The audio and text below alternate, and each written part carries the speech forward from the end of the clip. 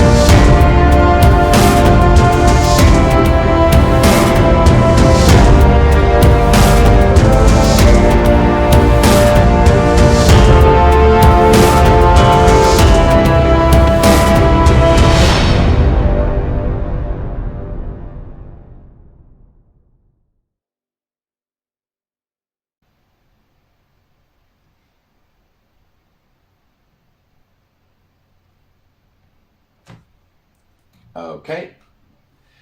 I think I need at least a short break because my voice is not going well right now.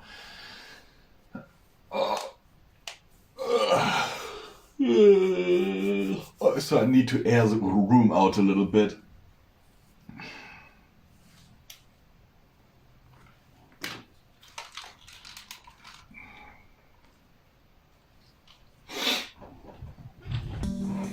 So, since this is a day in my life, welcome to my kitchen.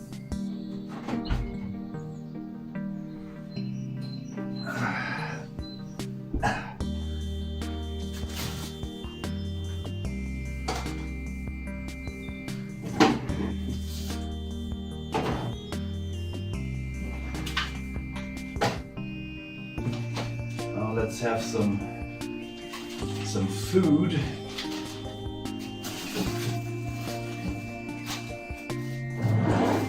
Now taking a break. Ja, hab ich schon.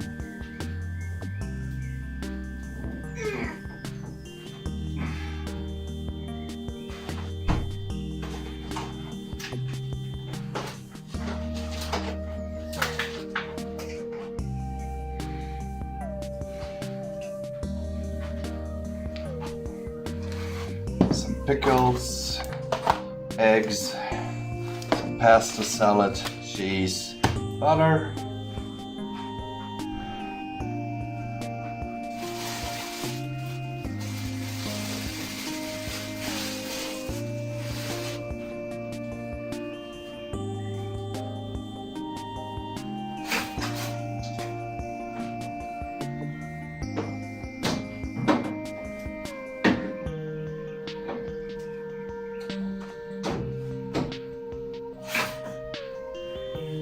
Preparing 2 slices of toast.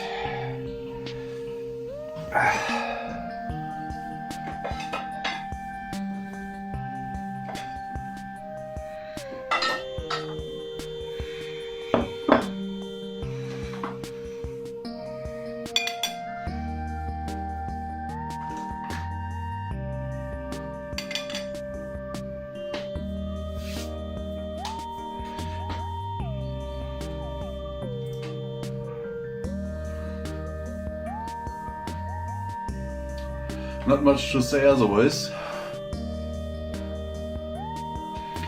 Actually, if I were to turn the camera around, you would see my stash of medications that I need every day.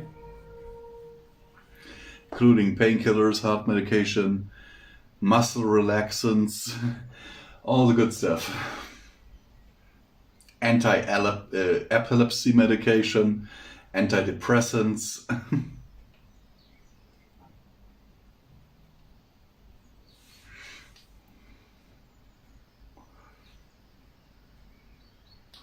All the good stuff.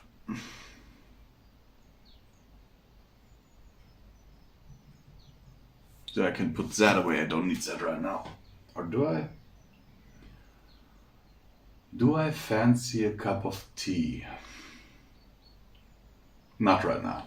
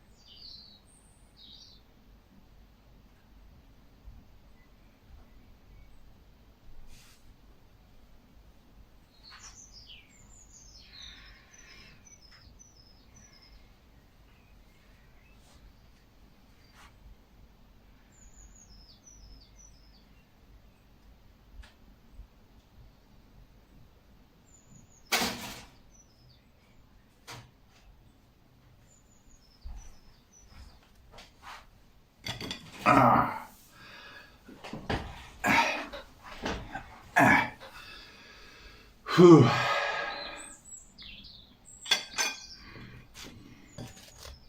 Let's have some food, I guess. Taking a short recording break to actually have breakfast, you know, is one of those things that you never see in my recordings. Because usually I get up, like today, and I try to find out what I'm gonna do for the day, because many of you might not know this, but for almost a year at the point of this recording, I have been on sick leave because of 6 broken discs in my back. That's also why you see me limping at times. It's not always, but it is a reason. And of course, with my heart disease, it's also not the easiest. Damn it. Getting that off the floor will be my next task. One moment.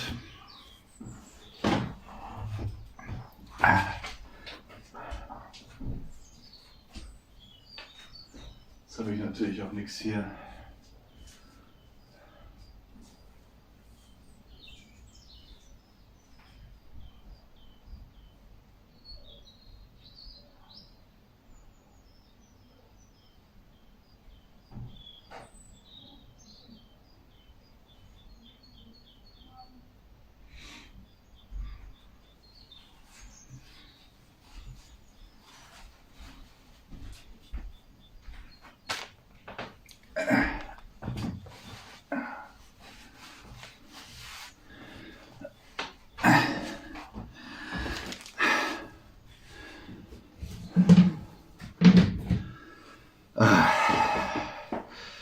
Getting anything off the ground that has fallen is a real issue for me, because getting down to ground level and picking something up is a real problem.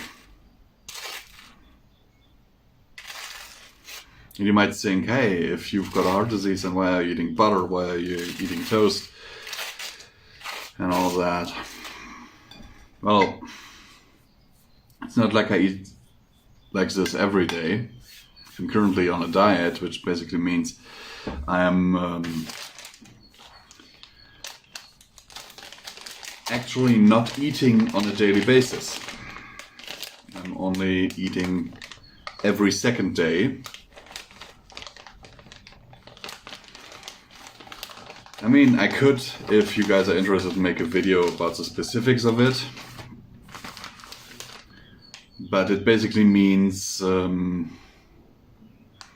that over the course of the last, I think, 2.5 months, as of recording of this video, I've gone down from 143 or 144 kilograms, something about that. Before, by the way, I sat down to make food, I weighed myself,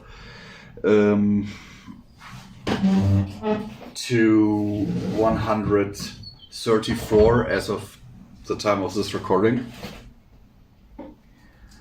So roughly 10 kilograms lost. And I don't feel bad with it. I'm never really hungry, I don't feel weak. I'm a nurse myself, so I know what signs to look out for when it comes to malnutrition and everything.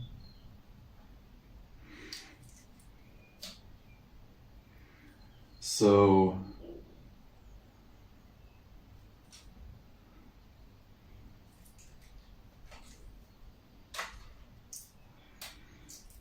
and today is an eating day, which means I can actually eat a bit. But one of the most important things, and at least in my opinion, when it comes to losing weight, is one thing. You have to make your stomach smaller. so that less food actually fits in it. And that's one reason why I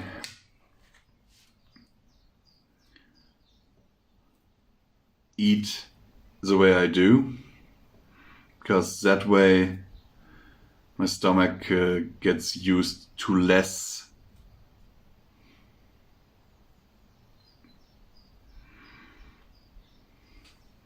the result of that, of course, being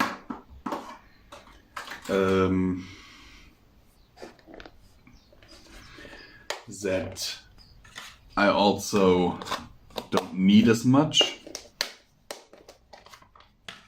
to feel sated. And if I keep watch over the stuff that I take in,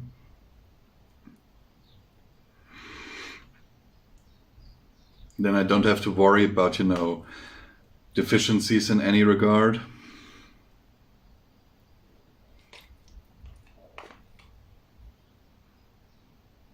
By the way, I could make much better pasta salad by myself instead of buying it pre-made, but the thing is, since Midnight hasn't moved in with me yet at the point of this recording, by the time it goes live she might have, but, you know, making a bowl of pasta salad for myself is, especially if you're only eating every second day, it's not worth it. You'd be throwing away more than you're eating.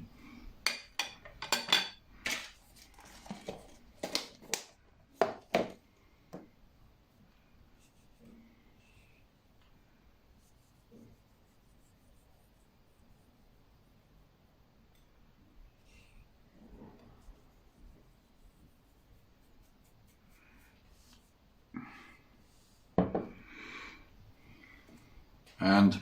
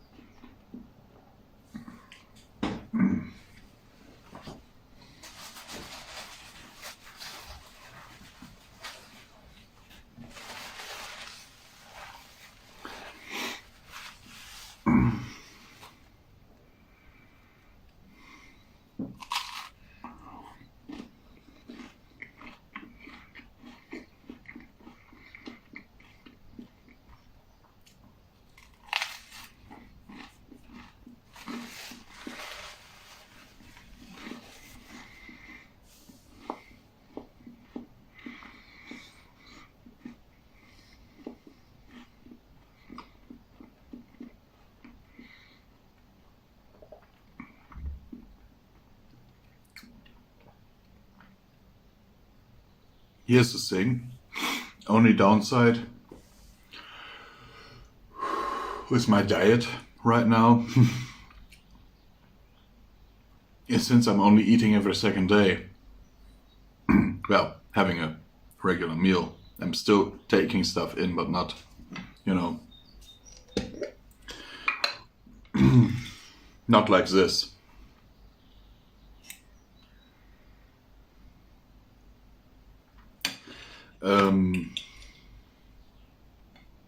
My stomach isn't used to, you know, getting a proper meal right now. So, first slice of bread that I eat every day, or first part of a meal that I eat, will still taste very, very good, but feel kind of like a brick. So it takes a few minutes for my body to acclimatize again.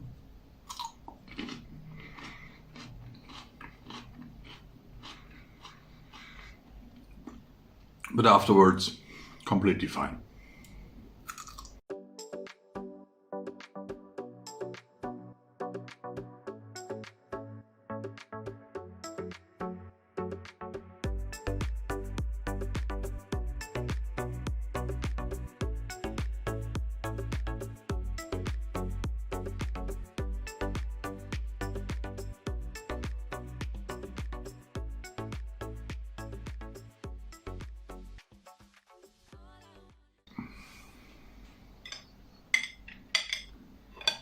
And quite honestly, I don't think you have to watch me cleaning up my kitchen.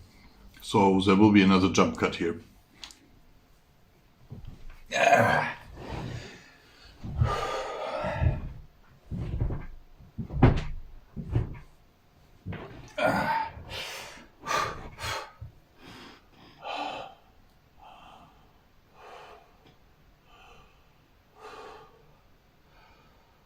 Sorry, settling in with my back. Always takes a bit. Always made myself something new to drink on the soda streamer you might have seen.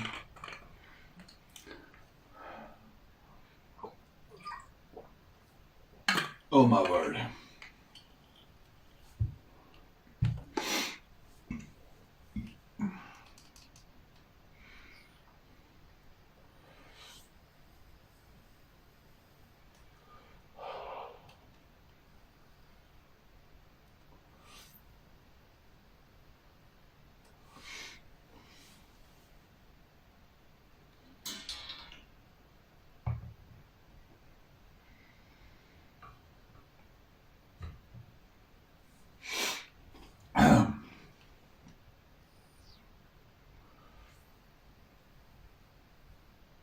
We are now, by the way, roughly halfway through the chapter.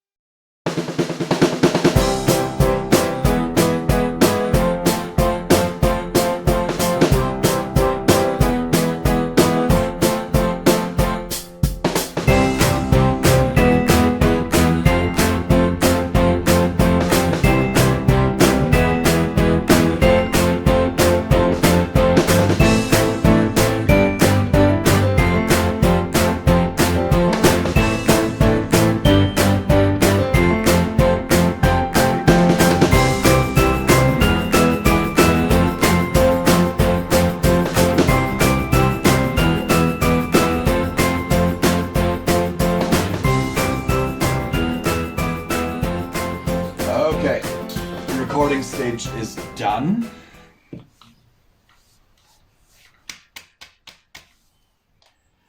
And believe me, that took a lot out of me. We've been on it for a few hours. Yeah, 3.5 hours. So let's save this and then export it as a WAV first.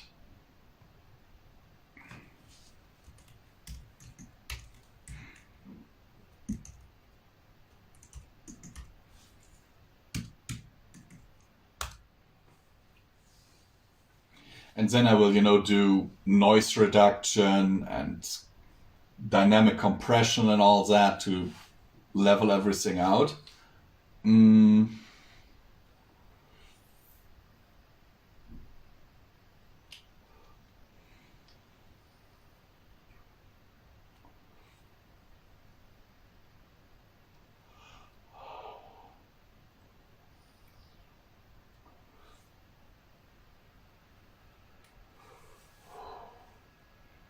And then it will be released as an MP3 to the patrons and filed away for later editing, because that's basically how I agreed to it with my patrons. I did a poll back in the day in the Discord and asked, hey, look guys, do you want to have me do it like I did before? Because formerly I was like recording a chapter, cleaning it, editing it with like help of my editors. Right now I'm doing all of that by myself because my editors have kind of clocked out, which I don't blame them for. They have stuff going on in their own lives and that's not for me to discuss. But because of that, I'm doing all of the editing for myself, and Midnight does the same for her stuff.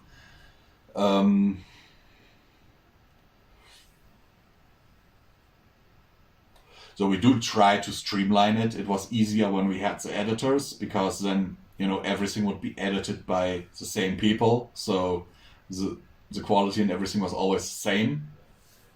But now, since we have to do it ourselves again, and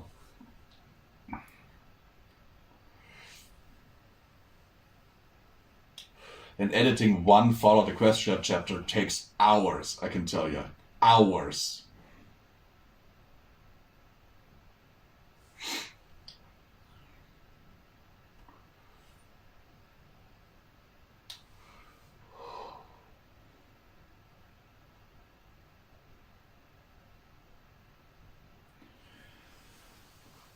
And even just, doing the smaller stories that I do recently, like Celestia's Dark Side or Fluttershy versus Shower and stuff, even that can take hours.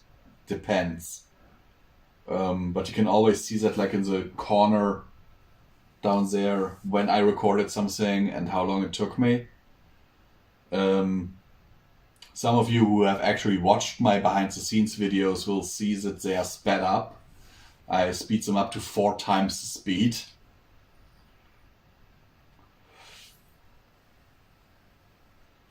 Otherwise you would have,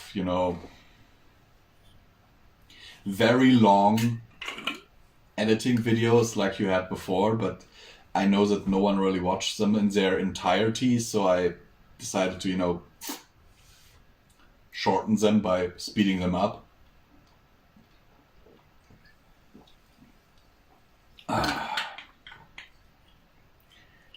Oh my word.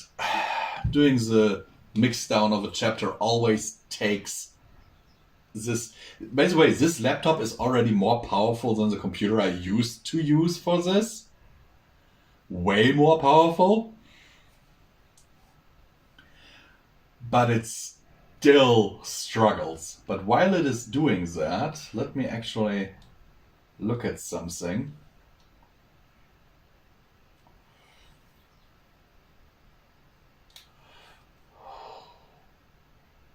Because I wanted to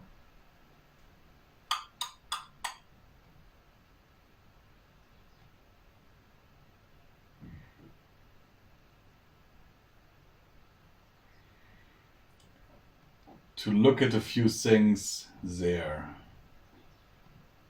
Yes. Because while this is rendering,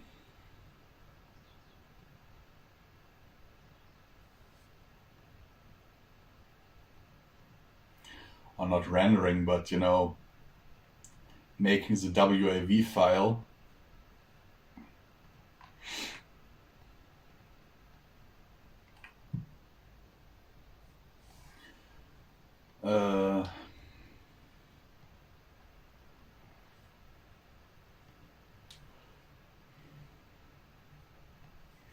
sadly for this application it doesn't seem possible, because I wanted to limit the frames for the few games that I actually have on this laptop. There are only a few that I've installed for the time when I go into my physical rehab.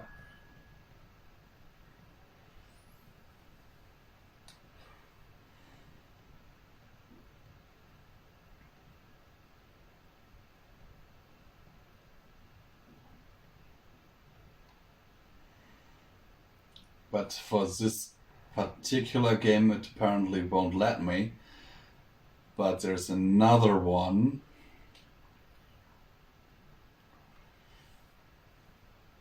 that strangely enough is not in the list of my NVIDIA control center. But there it is.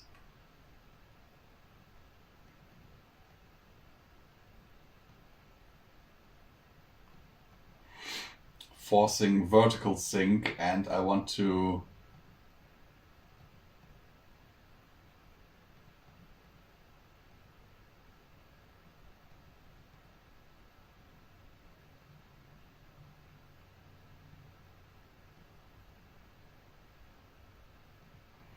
because on my big computer I actually did that, and the stability of the game has increased.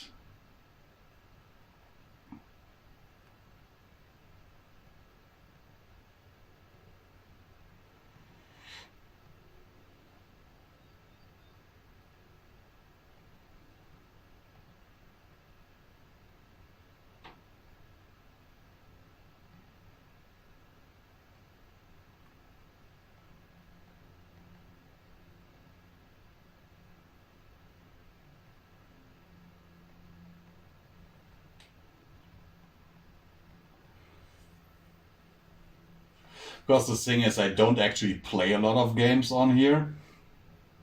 Because this is not a... well, it is a gaming machine. It's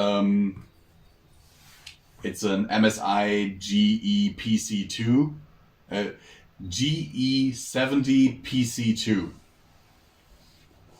I've actually showcased this laptop in my how much do you really need to spend video for gaming.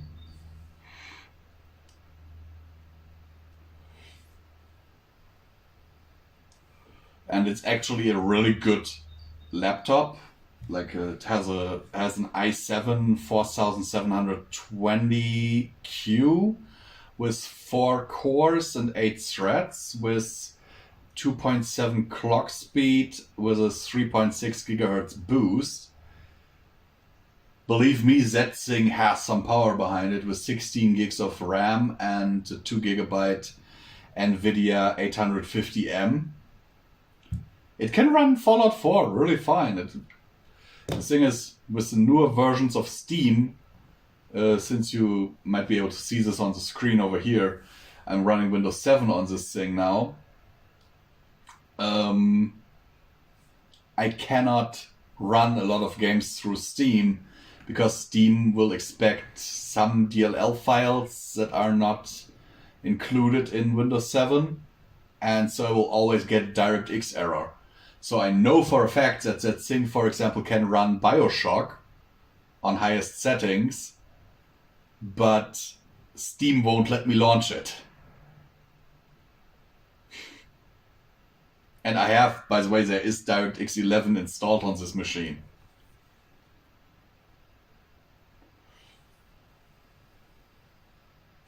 And we're talking about OG BioShock here. We're not talking BioShock Remastered. I'm talking about OG Bioshock. Bioshock Remastered actually launches, but will then give me an error message, something regarding to an unrecognized operating system. And I'm like, what? Wait, what? So basically they have stopped supporting Windows 7.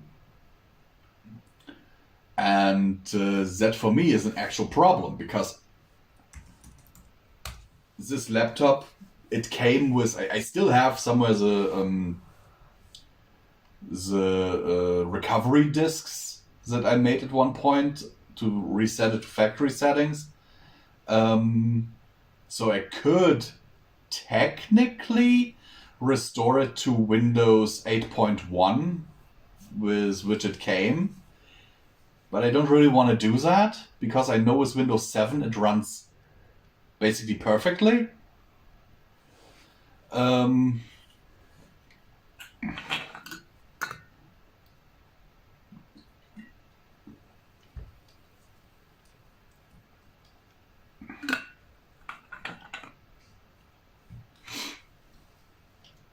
And another thing that doesn't work is actually Discord. The only reason I am able to use Discord on this thing is because I use the implementation in Opera GX, where you can actually implement your social media and messengers and all that. And that way I can use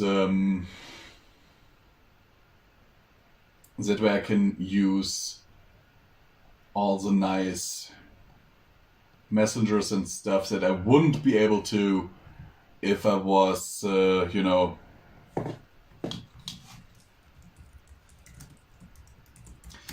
trying to use the normal Discord app.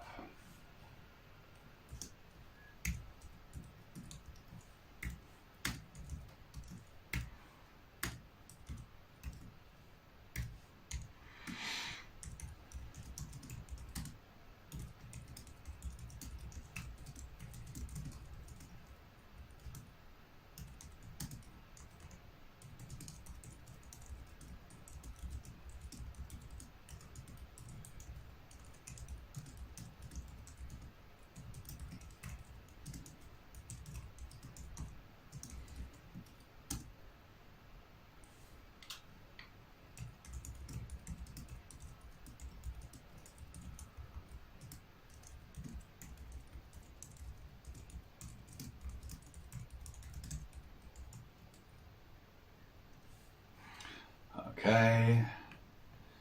Now exports MPs. No, first exports the WAV again for later editing purposes.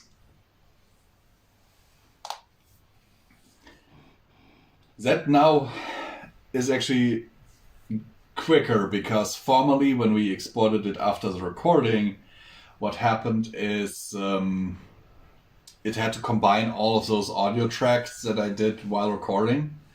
So, of course, that took a bit longer. Now it is just exporting the one audio track.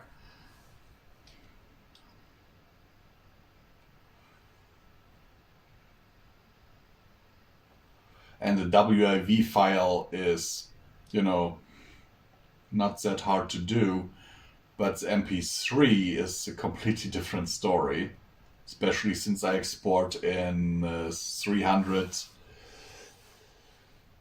kilobits per second, which is the highest that Audacity will let me export as. I could export as FLAC, but I think then Patreon would throw a fit, because the biggest files I can upload on there are 512 megabytes. So they have actually gotten better with that, because before the biggest files you could upload were, I think, 100 megabytes.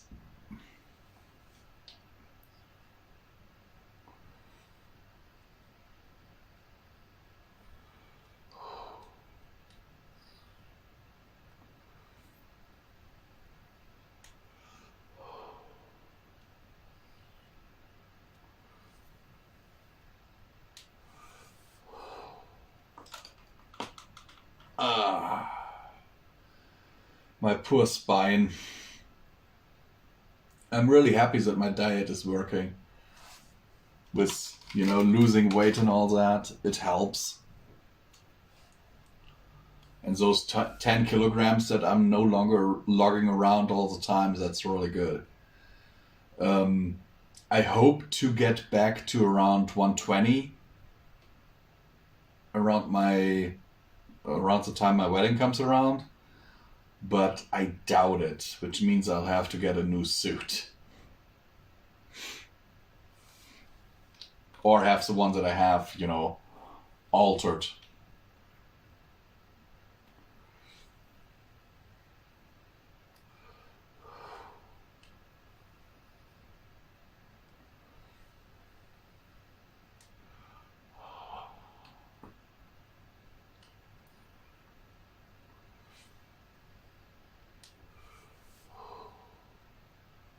And by the way, if you're wondering why I'm wearing these headphones and have these others here, by the way, I also need a new headset. This is, you know, but I can't afford it right now.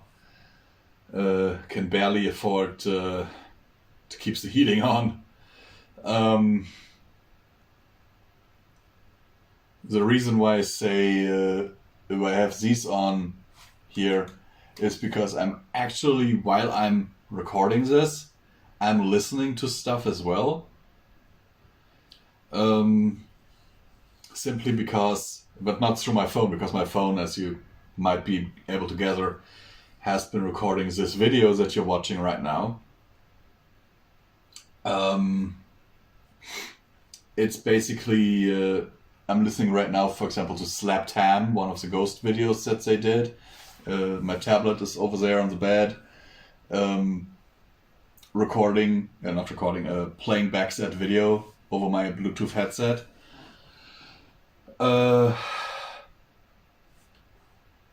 It's just something that I do. It might sound counterintuitive to listen to something while I record something, but for me, it's easier to concentrate that way. It's way easier. I can't bear the silence when I record. I cannot bear it. It's a psychological thing, basically, where I'm in a very bad headspace most of the time, and having something that I can give a portion of my mind to concentrate on actually helps me not to think about, you know, all of the stuff that is going wrong, that I kind of wish would be different in my life.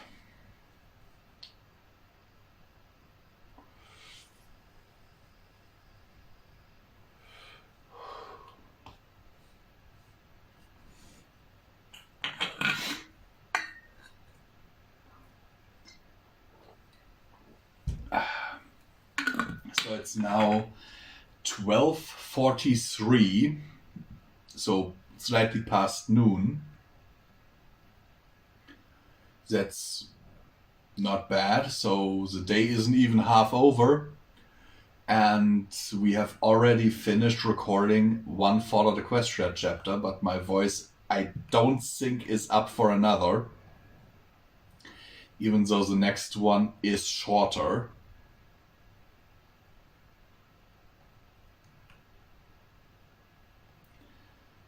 Let me just look into this chapter.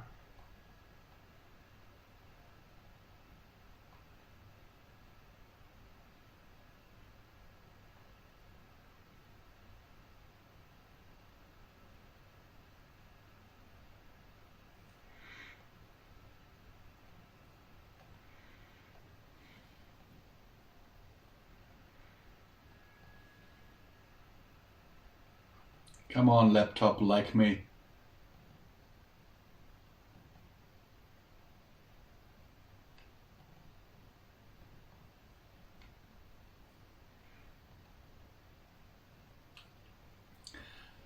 But yeah.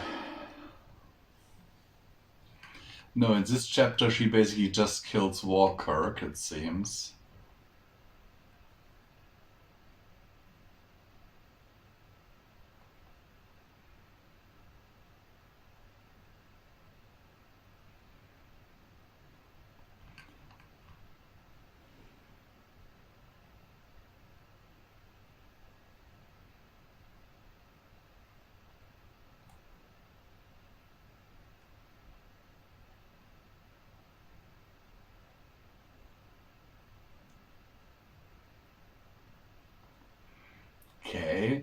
Could it be this chapter that I was remembering?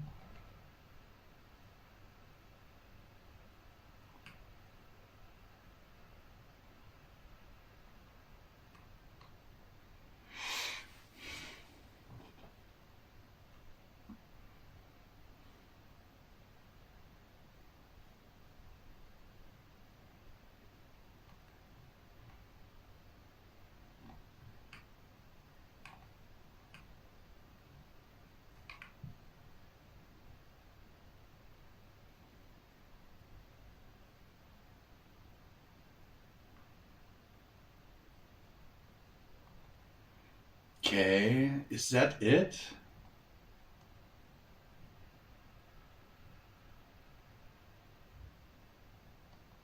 No. I'm actually confused because I'm 100% certain that there was a chapter that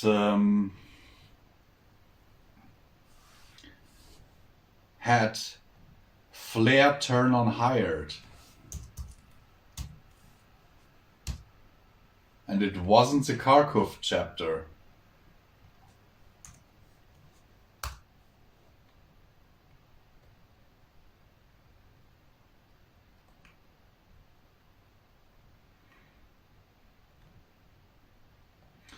Okay, close this. And what I will do now, that the recording for the behind the scenes is over. Close this. Okay, yes, right. That's another thing Steam doesn't do on this Windows 7 machine, is it doesn't give me shortcuts for most of the stuff on my desktop. Actually, for none of the apps that I have installed through Steam. So I have to open it by opening Steam and then go to my library.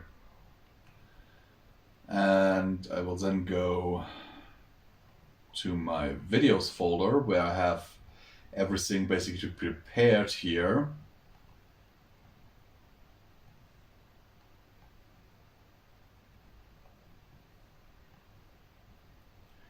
Come on. Add an audio track. Okay, and then we will add the 2 videos that are the recording of this chapter.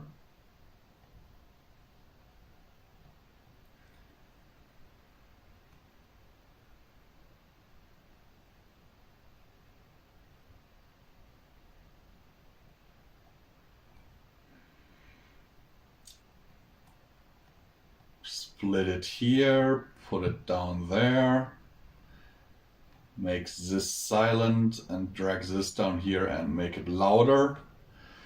And then this first part can already be quickened to 4 times. And then takes the second part, which we recorded today, which you have been privy to right now. Pull it in here. And there's no commentary in here that is meant for this video. I can just silence that entire thing, make it 4 times quicker. Oh my words, it's a 1 hour behind the scenes video, even with 4 times speed. That's a lot.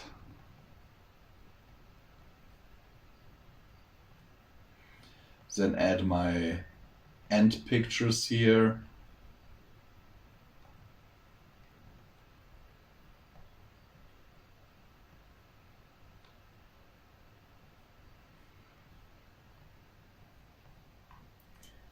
And then we have to add music, of course, because otherwise you guys would just be watching a silent video, which I'm certain isn't very fun. Luckily, I have a plethora of music.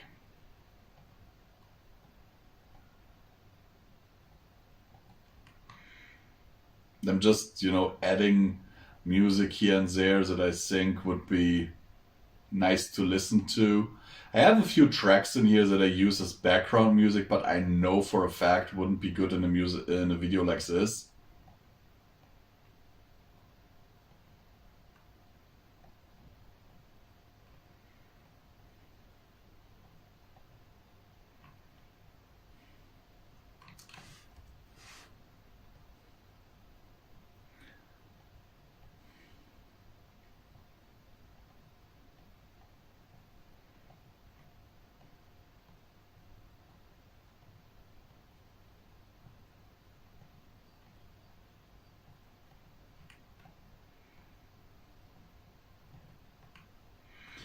And then there's of course part of this video that I will actually have to censor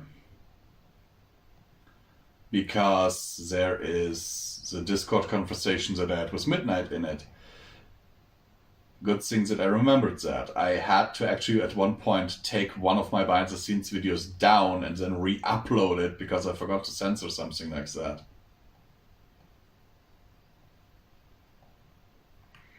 I mean, in general, all we did was we talked a little bit about our plans for the day and all that before she went off to do her thing and I went off to do my thing. But I'm sorry, but that's still none of your business.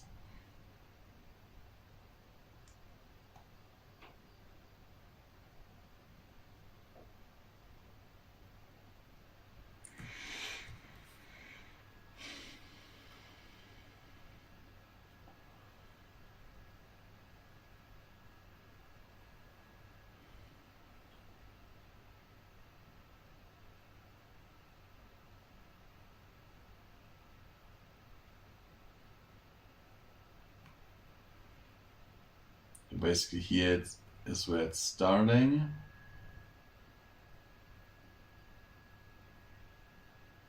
Yeah.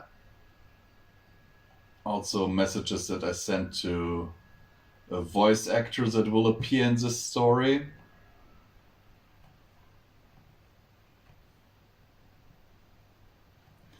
So I'll just take this piece of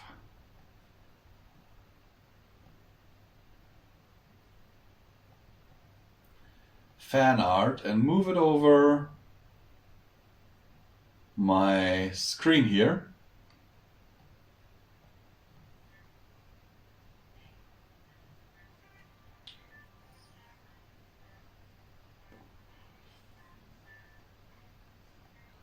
And see how far I have to pull it. So up to here. Then I copy it because that will also copy the position of the picture in the video.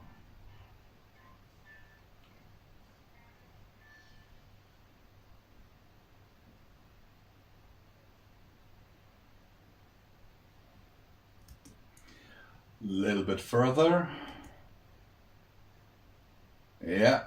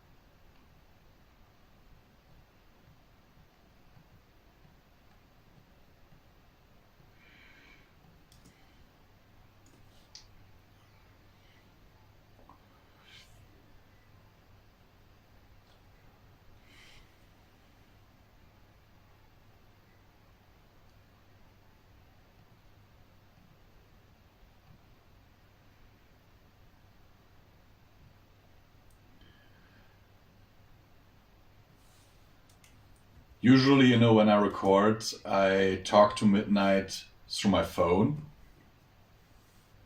Because I've got Discord on my phone, obviously.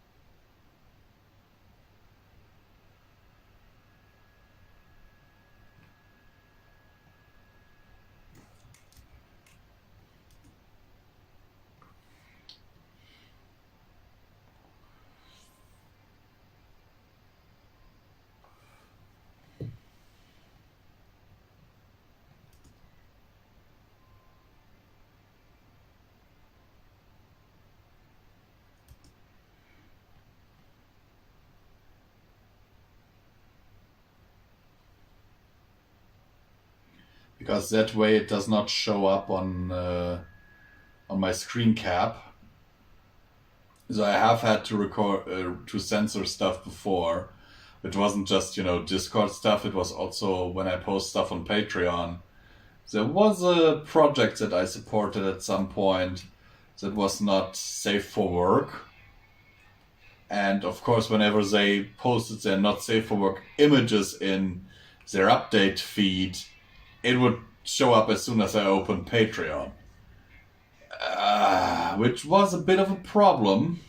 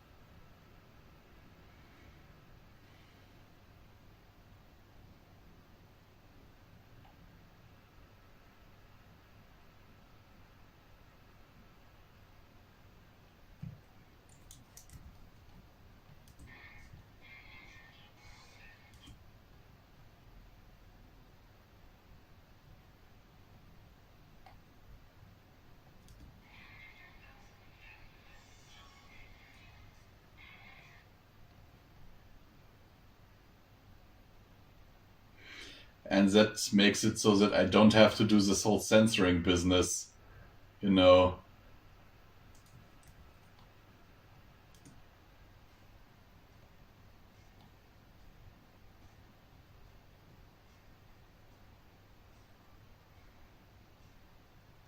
Just makes it easier for me.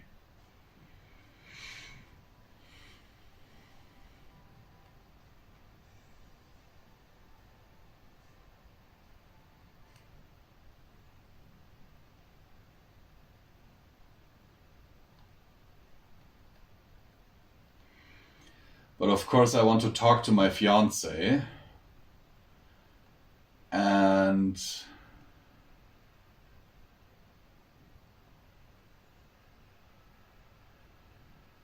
she is more important to me than this.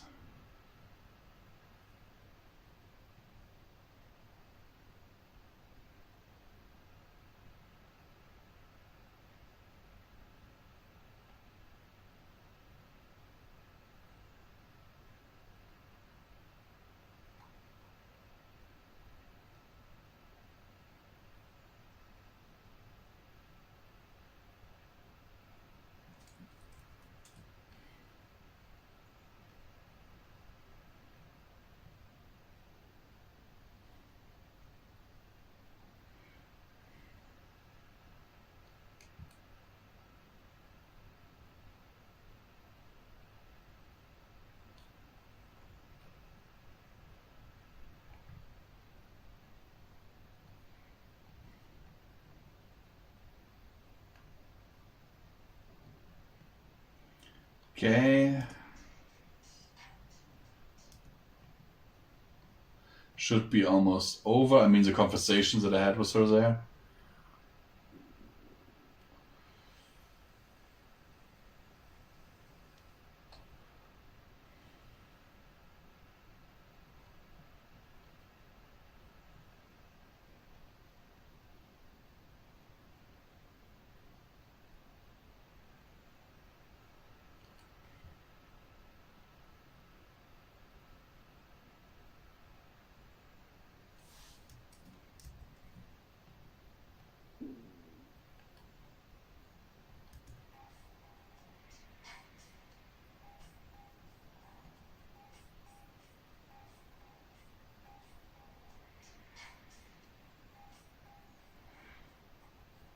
It always is so strange to me to see this on screen. You know, this of the mouse cursor and how quickly the recording looks. When I then think about how long it took me to record it.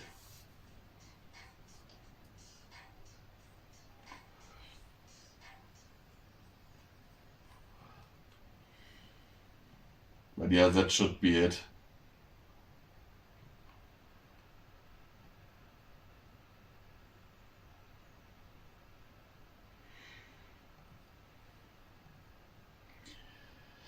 And then we set this as an MP4.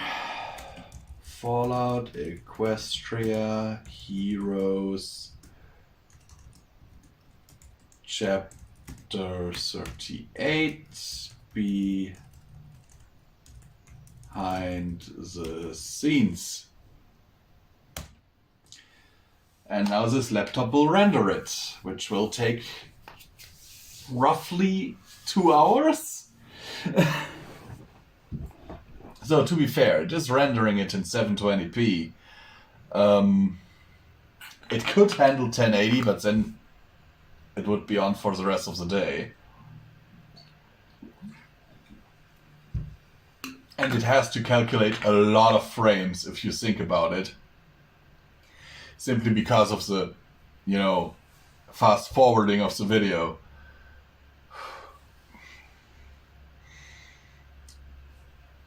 I'm just in a little bit of pain right now, so don't worry. It's normal. As I said, 6 broken discs. And actually my therapist told me if I had been a little bit unlucky, like a little bit more to the left or a little bit to the right, I would be paralyzed from my shoulders down. Nice prospect, isn't it?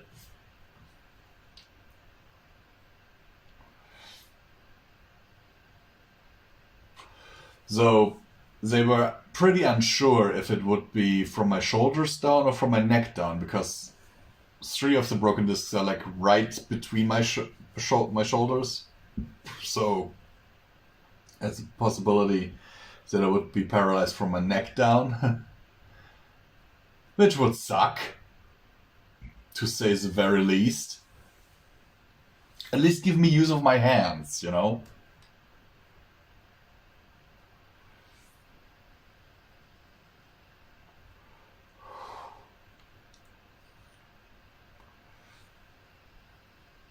The only good thing would be, of course, no pain. But now I will stop this recording. There will be another jump cut during which I will take a shower. And no, I'm not going to show you myself in the shower. First of all, you don't want to see that. Second of all, I do not want to be thrown off of YouTube. And then we will take that baby there, put it on the bed, take it apart, and clean it. Oh my word, that will be difficult, because that computer is pretty heavy and Midnight is not here to help me. I can see so much dust just looking into the case, like through the slits there, oh my word. My poor computer. But then you will finally see my gaming rig. I don't think I've shown it on YouTube before. Sincerely yours, jump cut.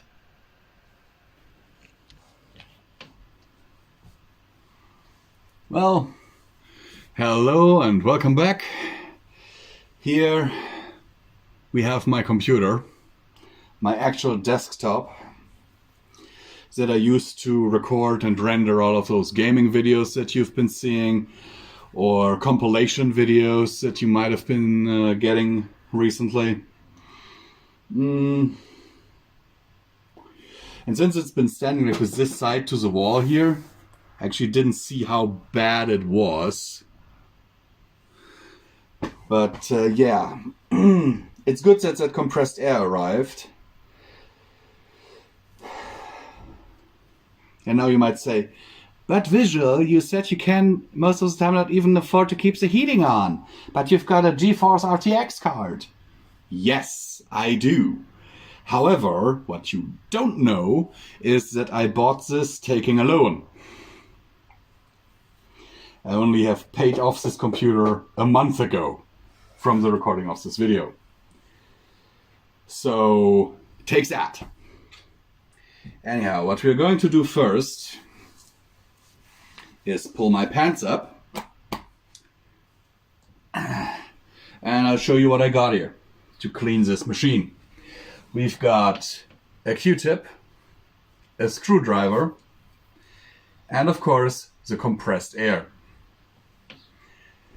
The first thing that I will do is take this front part off because as you can see there are 3 fans here, and that whole part here in the front is actually tempered glass that also is quite dusty right now. If I can get it off now.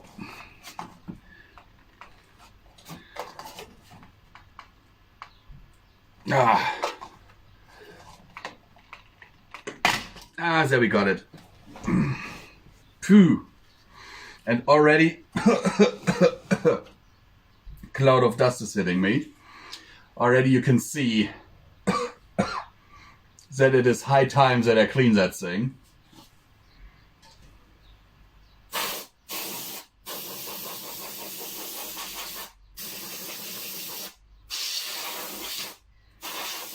Ooh, that air stinks. Never buying that brand again. Ooh, that stinks.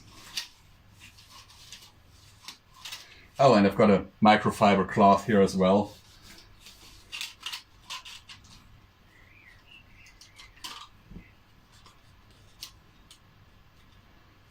My dust filter came out. No! Got caught up in the microfiber.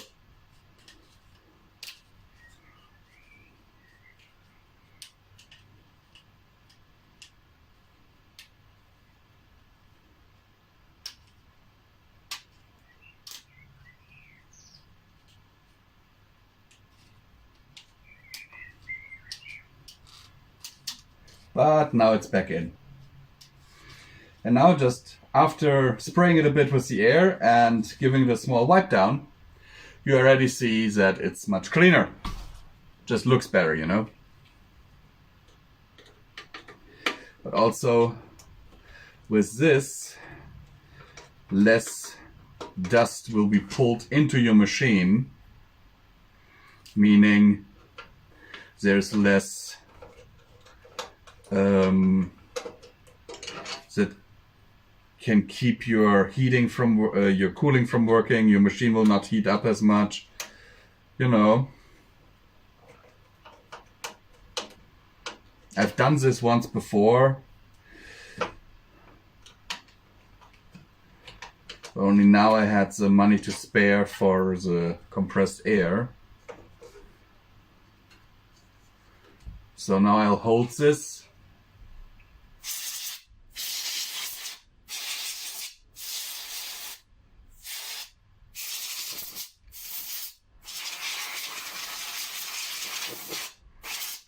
Clean off the fan.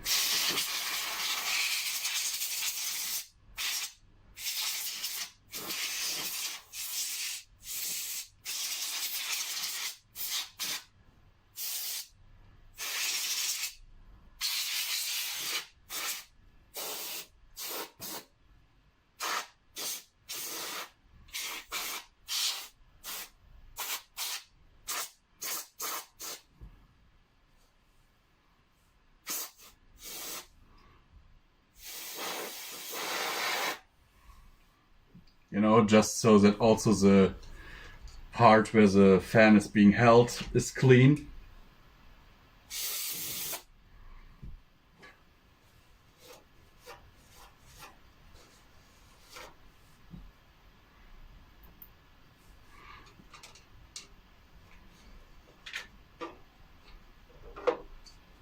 And now this fan is already done.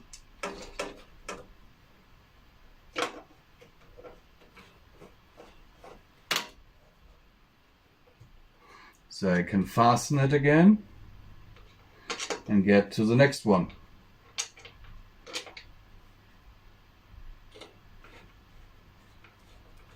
I'm doing this because this is basically the easiest part of the whole cleaning process. So I do this first and work myself up. And by the way, just so you know, I've built this machine myself entirely. So ignore the mess in terms of cable management. I know it's not the best.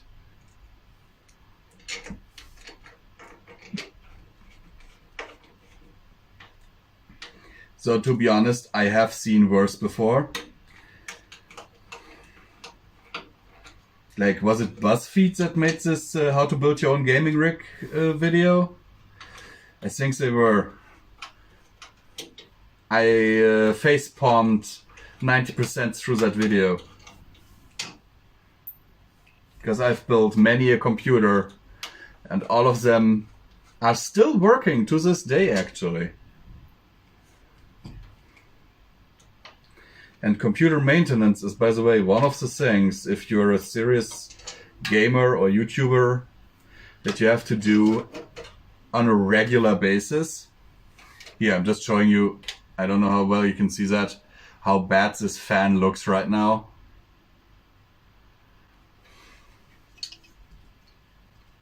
And now I hold it again.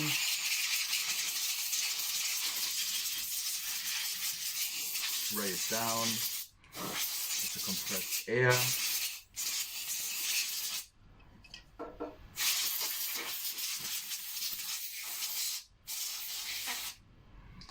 And now look at it.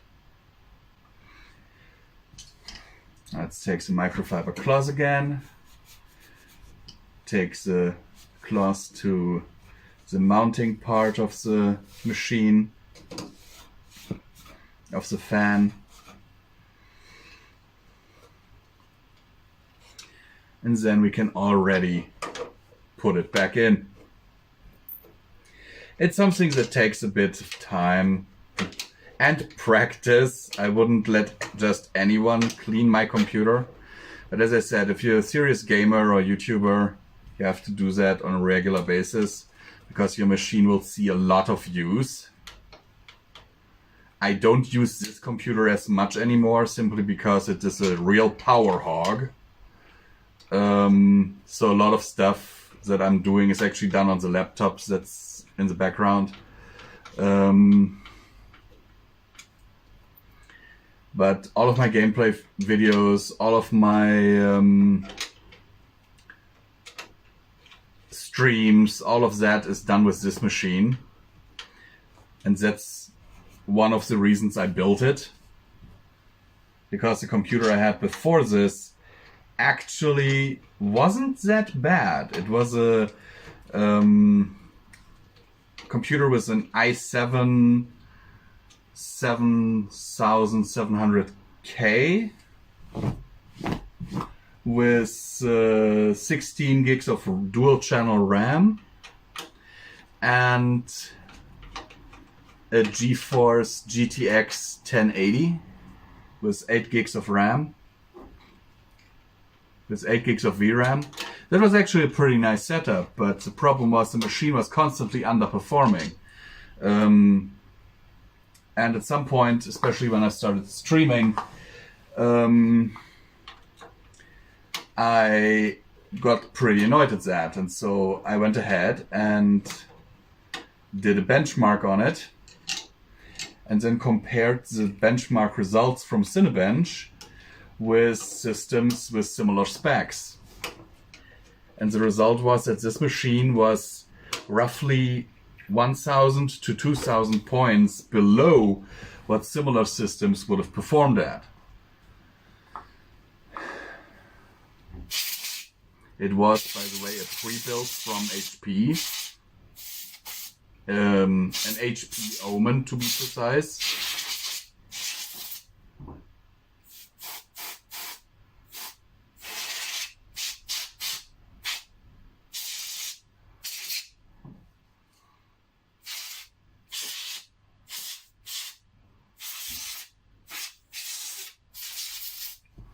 And that PC cost me, I think, 1.7K back in the day. And yes, I also paid that in increments. I didn't pay that in one go. Because believe it or not, but as a nurse and as a YouTuber, especially with the channel size we have, you do not earn a fortune. So I then tried everything. I tried replacing the hard drive with a SSD and all that nice stuff, and nothing worked. And that PC was basically also a space heater. and in the benchmarks I had already noticed that in terms of heating, it was constantly getting really toasty, which is why I then decided to look into maybe another cooling solution. But it turns out that HP had used the stock cooler on that thing. Oh, I'm not even sure about that. I'm not even sure it was a stock cooler. It was a generic little, like seriously little cooler. Smaller than one of those here. Way smaller. Something that I would expect to see, you know, on a Pentium 3.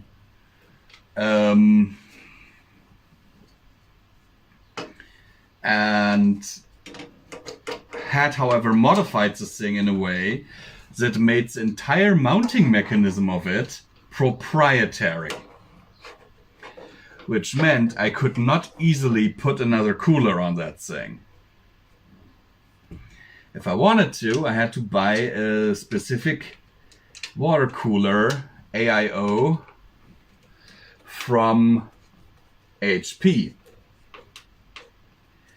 And I thought this was a scummy business practice and didn't want to support it.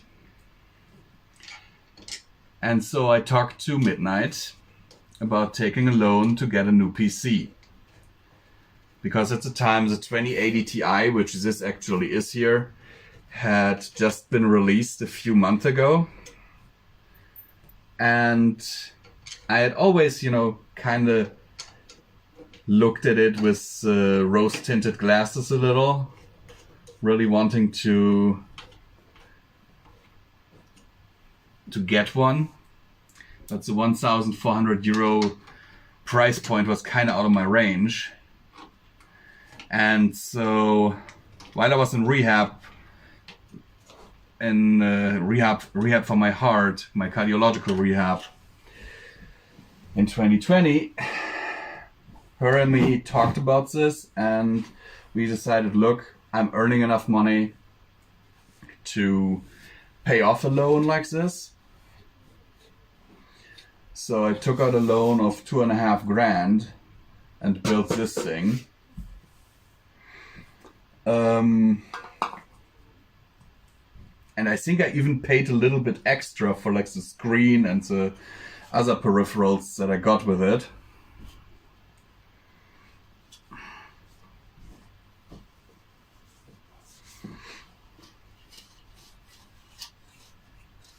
And with that, the front of the PC is already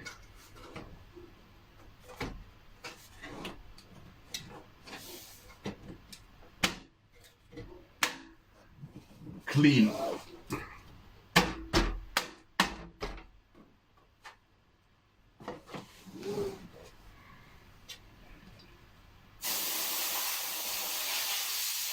That's just a dust filter, by the way. Because on behind here is an intake for the AIO, and this is a dust filter that's over the intake. I have another one right here.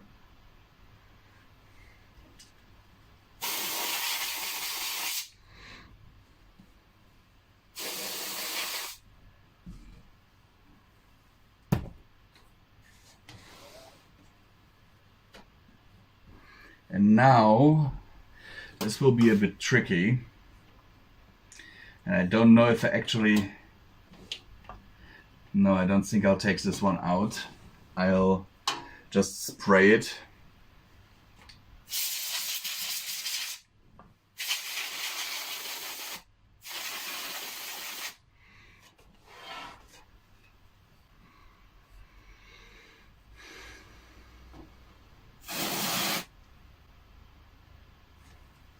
Okay, that was not good.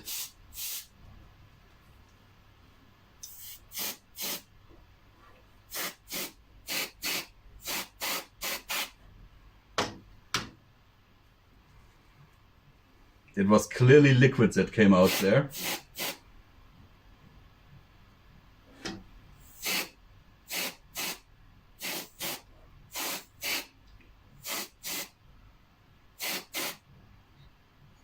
So yeah, not buying this brand again.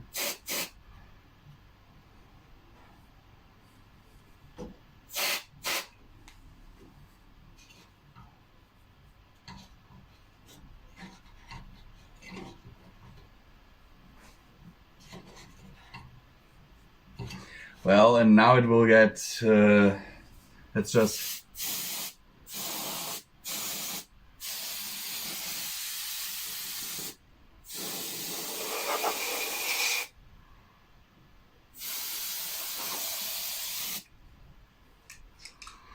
Okay, now it will get interesting because I'll have to disconnect a lot of cables.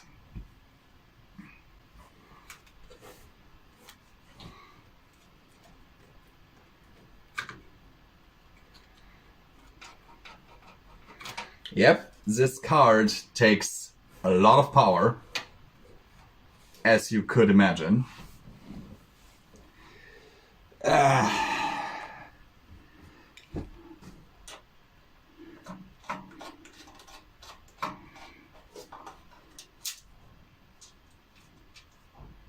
And the reason why it takes this out first, and I will not reinstall it by the way until I'm done, is because without taking this out, I can't take out the AIO.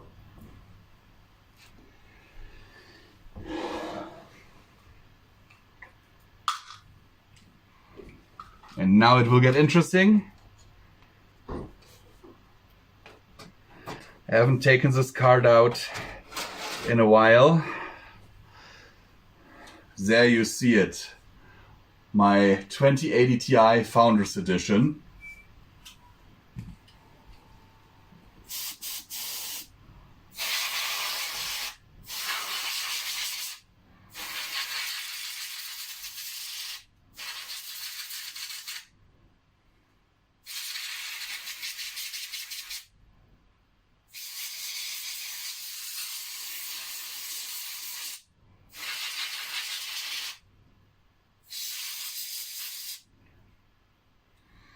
I just noticed that I still have the plastic protector over it.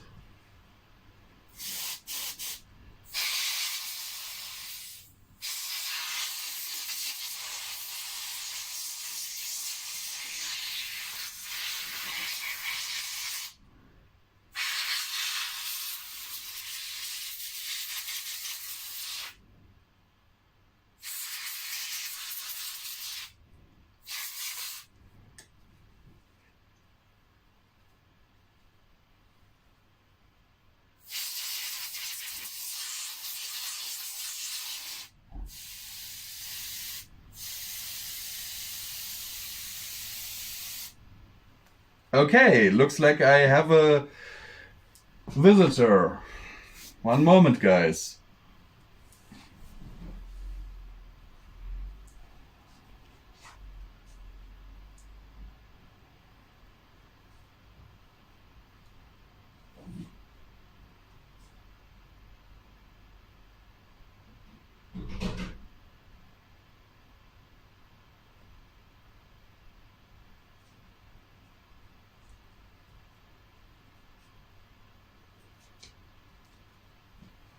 Okay, couldn't find that frickin' wasp. But I'm fairly certain it will come back. Just in case, I'm grabbing my poison.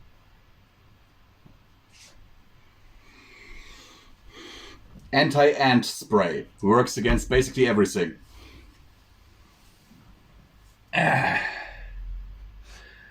But yeah, this is one beefy card, by the way, guys.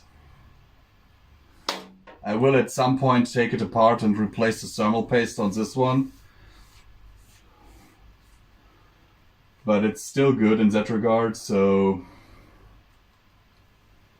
the thermals, as long as I keep the side panel off.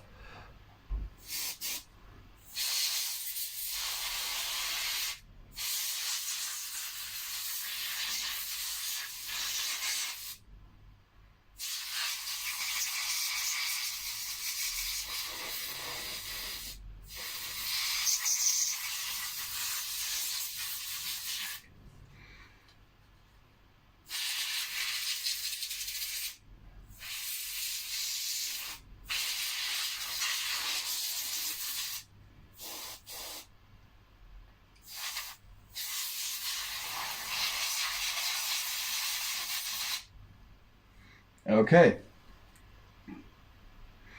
Now this puppy is clean again. And there was quite a lot that came out of it, I can assure you.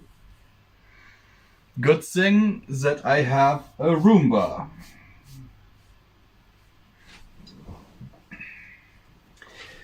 Okay, now that will be an interesting thing to get out.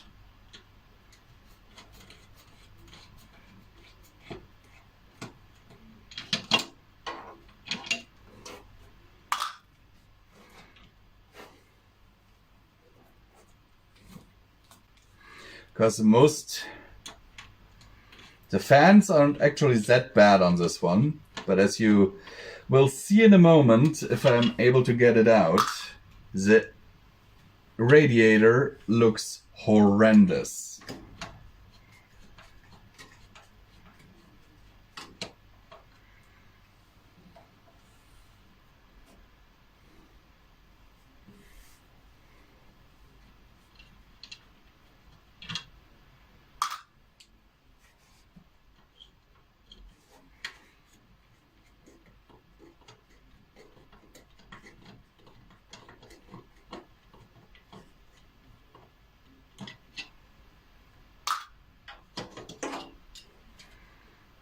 See, this isn't that bad.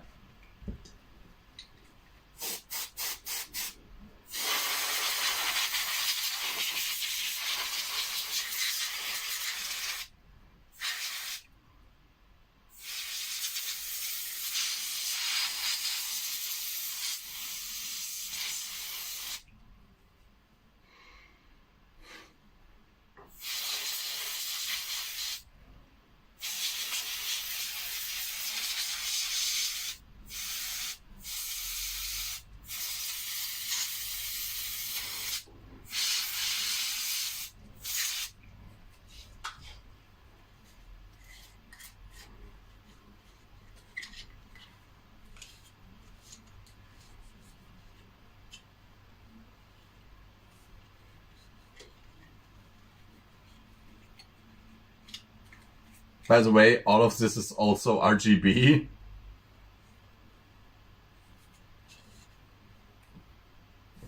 Where did I... There's my vape. That's not what I'm looking for. I'm looking for the Q-tip.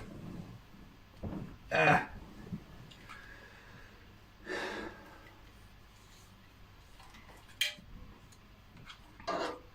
laying it over here right now. Just for now.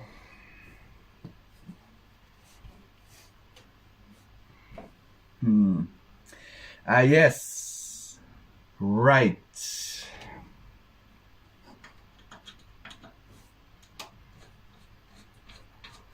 This will be fun.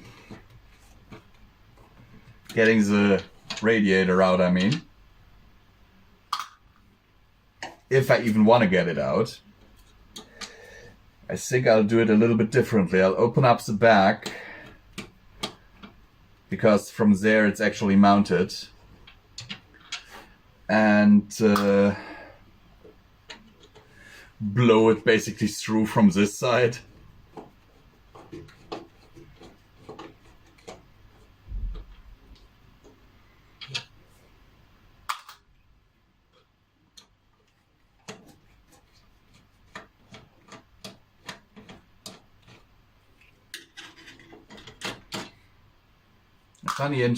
The funny part is, look at this. Look at that dust built up.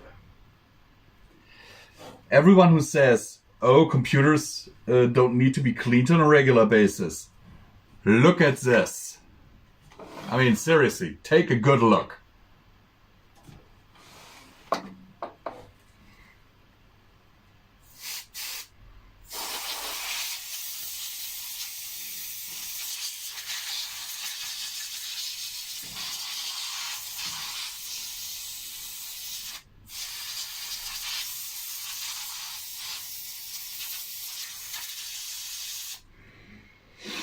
And the same goes, by the way, not just for PCs. All of you Mac users out there, you're really screwed, because a lot of those mechs, iMechs and whatever, you can't easily take apart.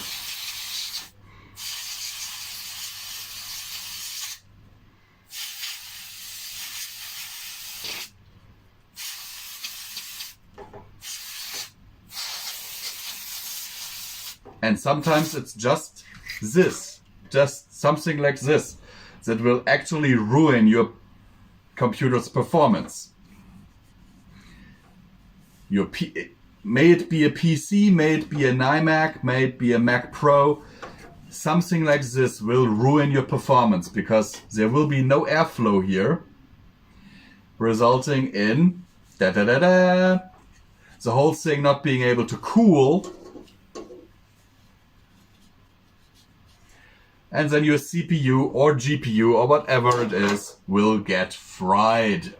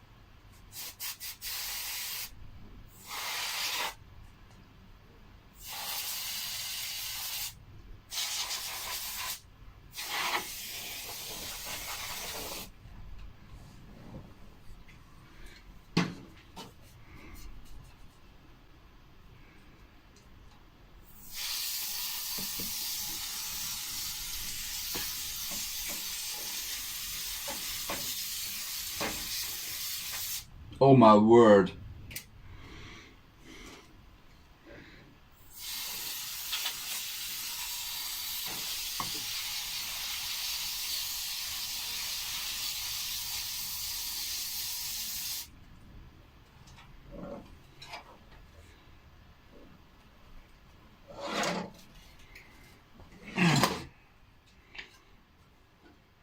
That wasn't good.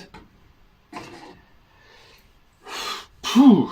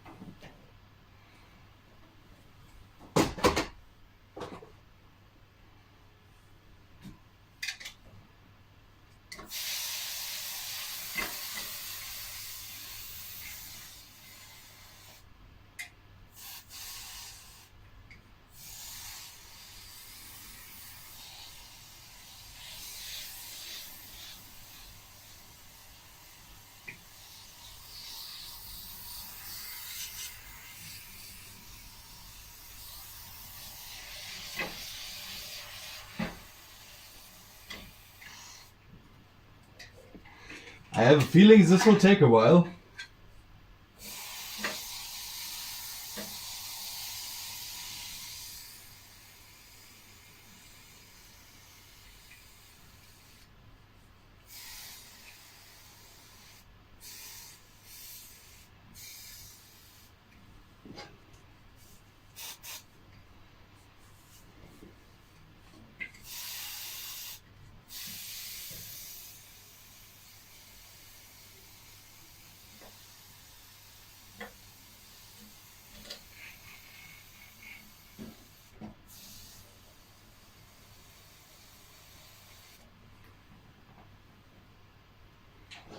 Yeah, that is definitely a lot that's coming out there.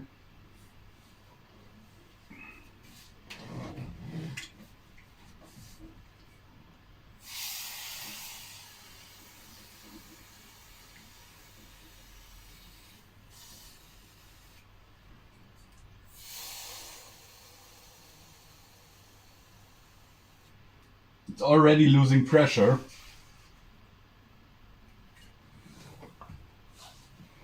Good thing I have another can.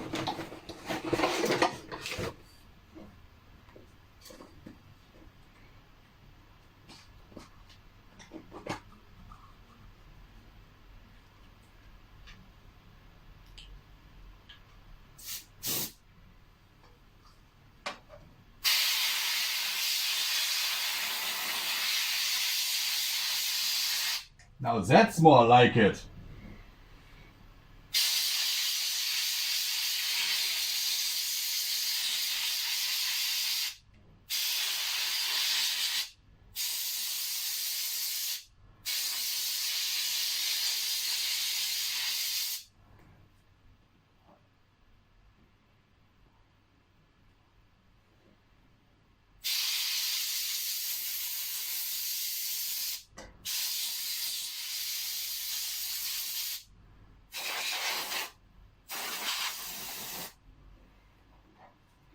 Yep.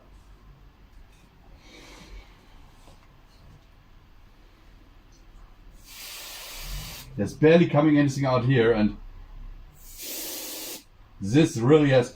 By the way, this one here is almost completely frosted over now. I will test it again later when it has defrosted.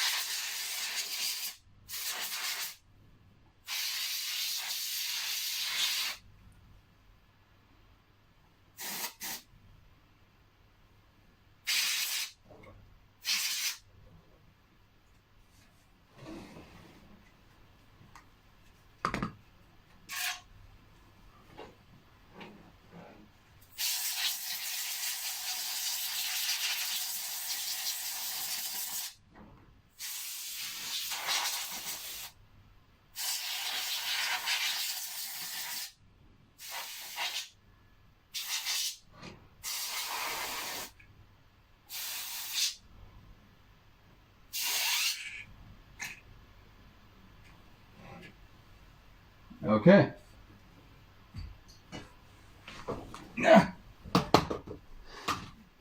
You see already like the dirt here. I will vacuum that off and then clean the sheets. But now just take a look at that radiator now. Huh? That looks worlds better.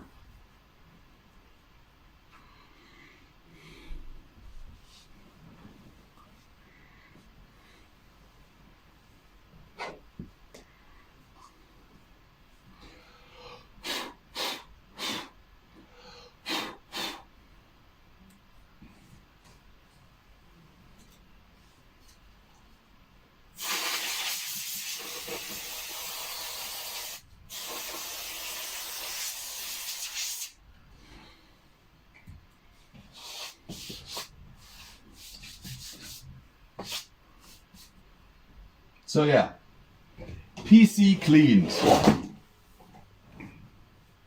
Now I just have to reassemble everything and put my graphics card back in.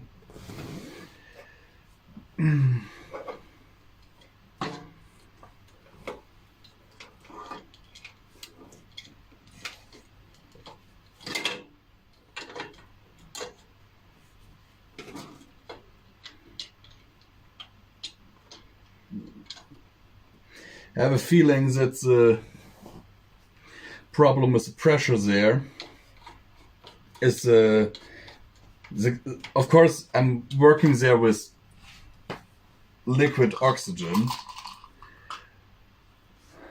which is in that can in a high pressure. So of course it will, as we saw earlier, spray out a little bit of liquid at times if I hold it wrong. So that was my mistake, I realized just now. But the pressure thing, that could be because it's cooling over, because it's frosting over. I'll try it out again later, maybe update you guys on that if you're interested. Ah, fuck, put that thing on wrong. Put it on upside down.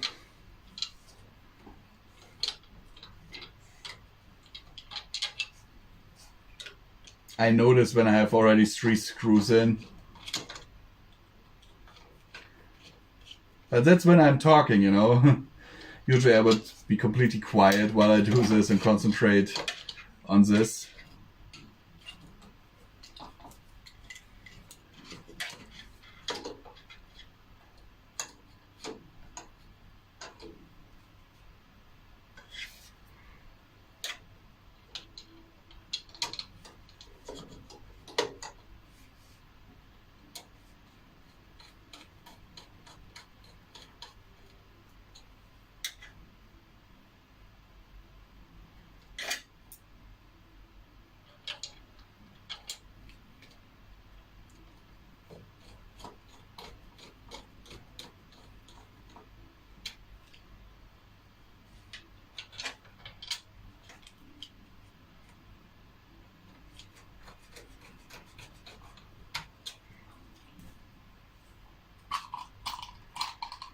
I mean, there's still some dust here, but it's nowhere near as bad as it was before.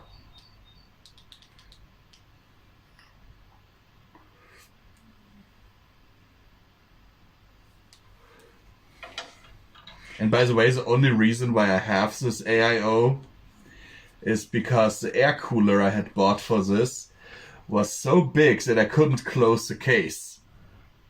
Now that I know that this graphics card here is too big for this case, which is why I have to leave it open, I'm really tempted to go to the basement and get my air cooler back, because the temps were basically the same.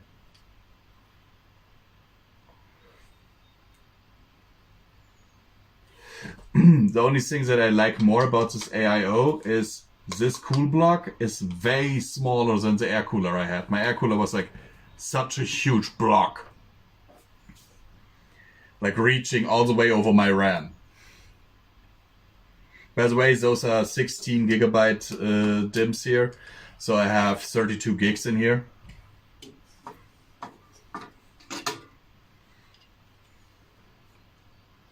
No, Visual, you don't make the same mistake again. You're not installing it upside down again.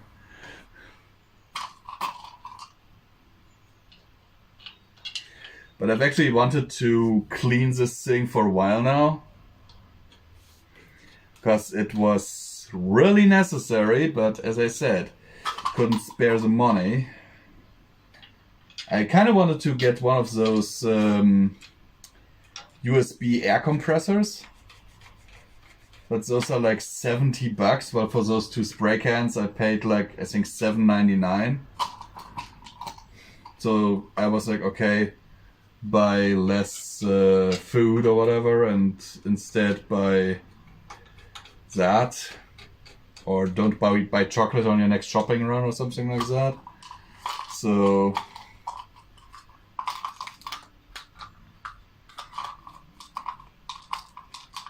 what I would really like though is a bigger case, you know, one that is wider, so that I can close the side panel again. Because then this wouldn't be necessary nearly as often. And now my baby, my RTX 20 Ti, which is still serving me admirably, even in newer games. Seriously, I've not encountered a single game so far that this sucker couldn't run in full HD. Or in some cases even in 4K. So my monitor doesn't natively support 4K, so it's digitally upscaled 4K. I hate this. See, this is the problem. This card is huge. And since it is so expensive, with a price point, I mean, used you can now get it for like 700. But at the time I bought it new, it cost me 1,499 euros. And it's not something you have laying around, you know, or have easily to spare. Which is why I had to take out a loan from my bank.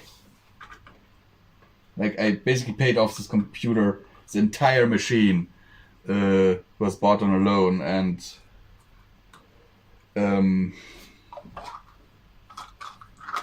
I then paid it off last month.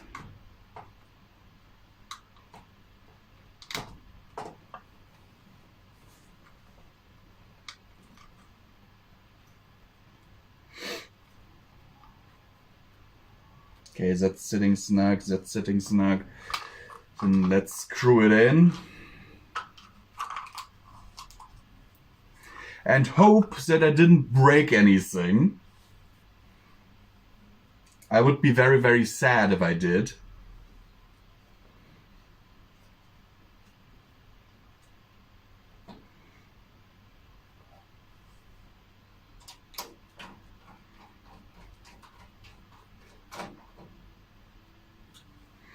Okay, now you've lost RTX because now you're in.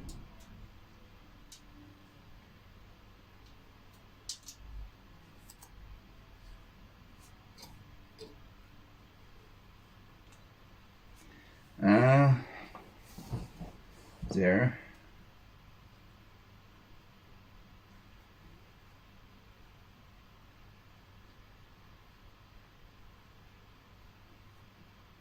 Look what I just pulled out of my graphics card. One dust mouse that didn't get blown out. And believe me, a lot came out when I did spray it down.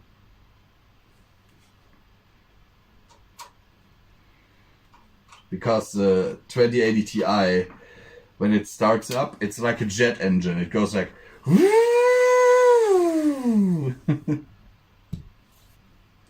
Okay.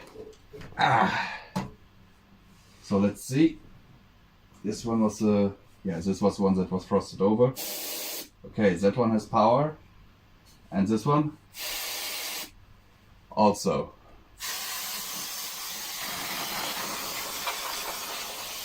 Just giving it another quick spray down and a little wipe down so that whatever might have, you know, come out of one of the radiators that now sits somewhere also gets cleaned out of the case.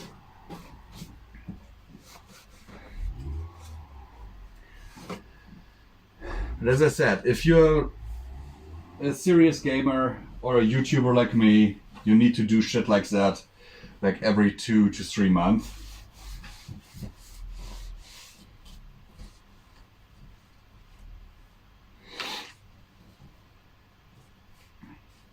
At the very least. Monthly would be better, but that would be a bit much in terms of, you know, workload and everything. And I have trouble moving that thing around, and I can already tell you my back will hate me for moving this thing around. because as you can see, this is a completely metal case.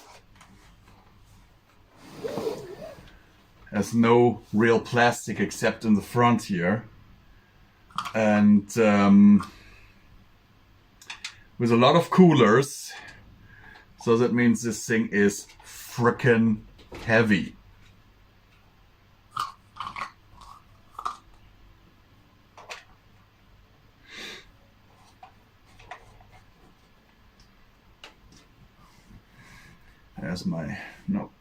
Where's my microfiber cloth? There it is.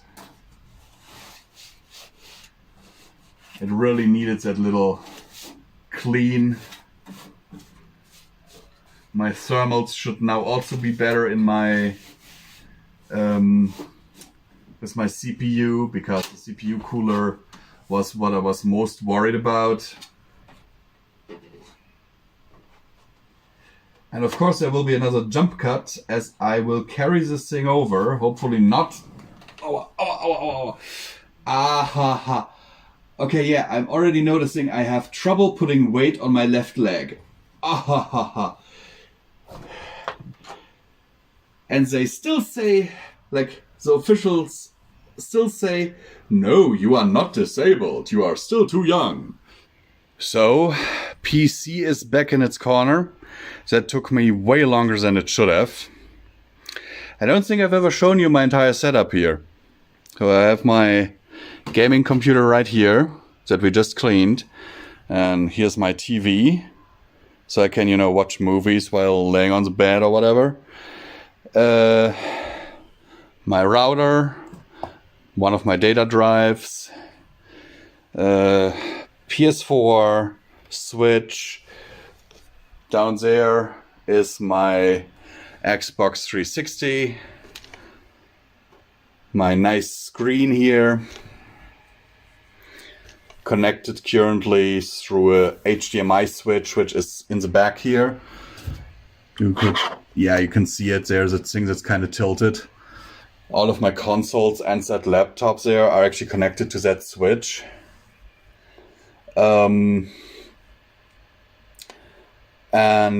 Oh wait, is it? No, wait.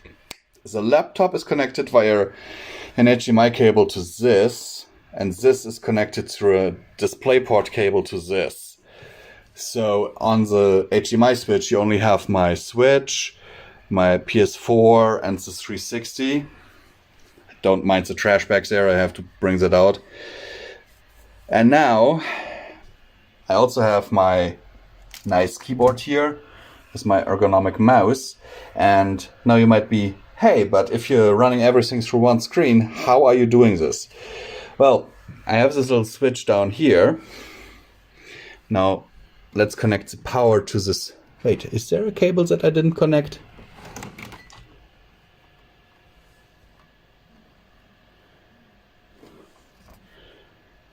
Yes, there is. What is it? What is that connected to? Ah, wait, that is my...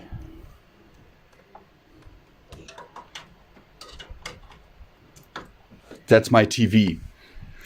Because the TV is also connected to my graphics card here. Because I watch movies and stuff through my computer on the TV. And so I'm using all of these peripherals on both machines, on this laptop and on this gaming PC, except my Blue Yeti mic is exclusively for my audiobooks, and then we have my Snowball here, which is exclusively for my streams and gaming videos. And now let's connect the power to this one.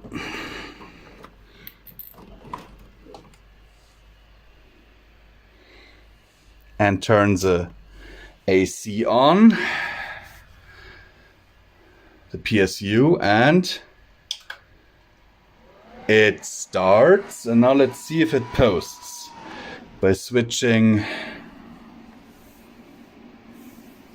the display input.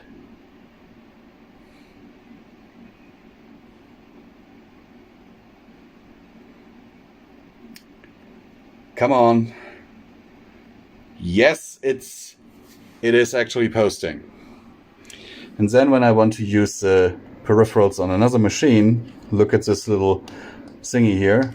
I just switch it over and it goes to the second one, which is this machine. Yes, I know I should, like, all the cable management and shit on my desk is horrendous right now. But I kind of have to... Wait, what is this? No, this is the TV. This is the TV. So what did I... Oh.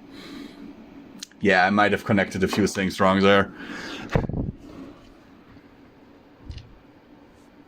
Give me a second.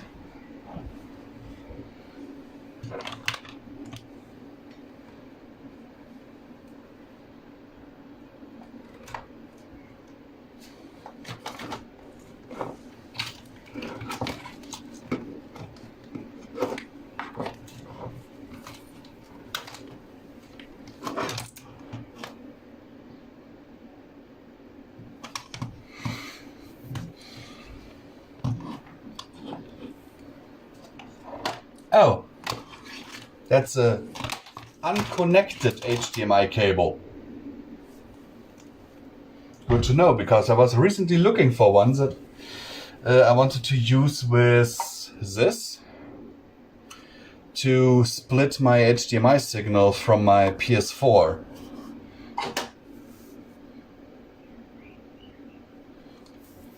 But this is the TV. Ow, ow, ow, ow, ow, ow, ow. So yeah, this is my setup here with, as you can see, my gaming computer right now, and the mouse is working and everything. And yes, I'm using Opera GX on here as well. Yes, close Opera. So let's check everything. Where is my system view? I do not actually like Windows 11. Windows 11 sucks. Can you actually see that? Now you can. There. And now it works again.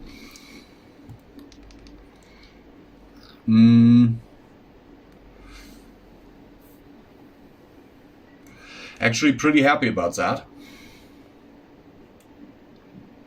And we are now at 2:35 in the afternoon already.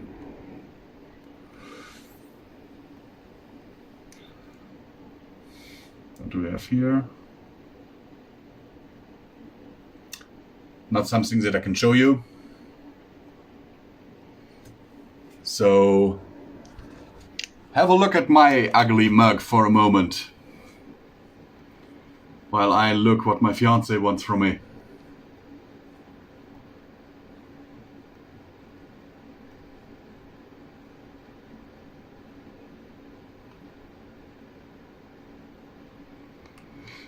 Okay.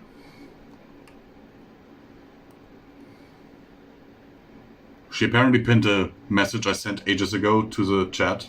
Okay.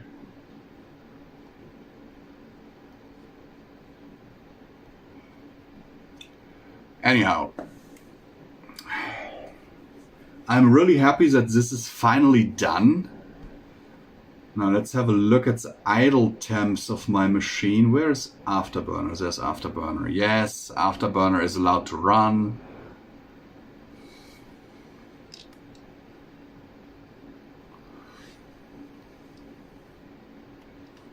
So my CPU temp right now in idle. I really should wear my glasses, shouldn't I? Okay. No, the current is 37, 35, 34, 32, 40, 39, 30. Okay, so yeah. Definitely better than before, because before I cleaned it, the idle temp was around 50.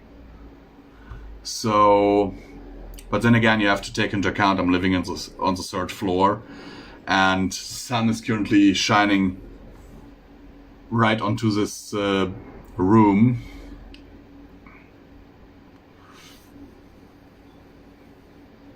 So it's actually pretty warm in here right now. Roughly 25 degrees. And to think that last week we actually had snow.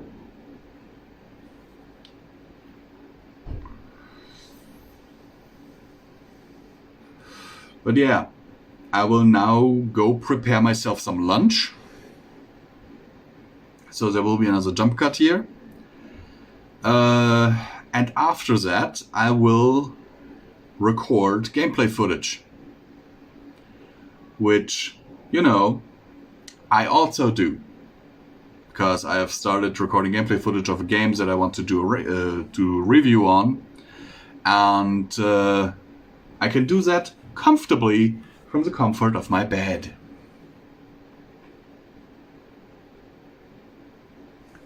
And yes, I will record myself doing that because this is a day with Visual Pony.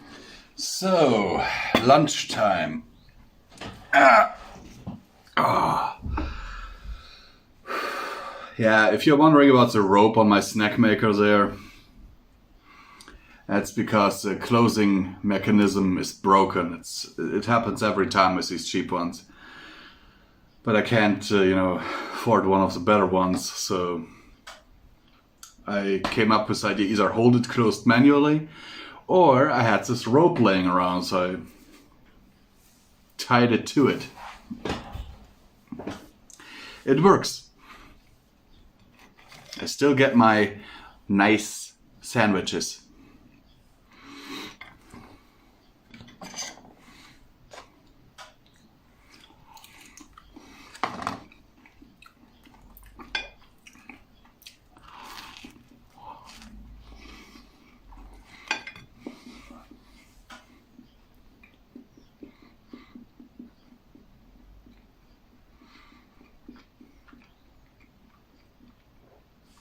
While, by the way, watching YouTube.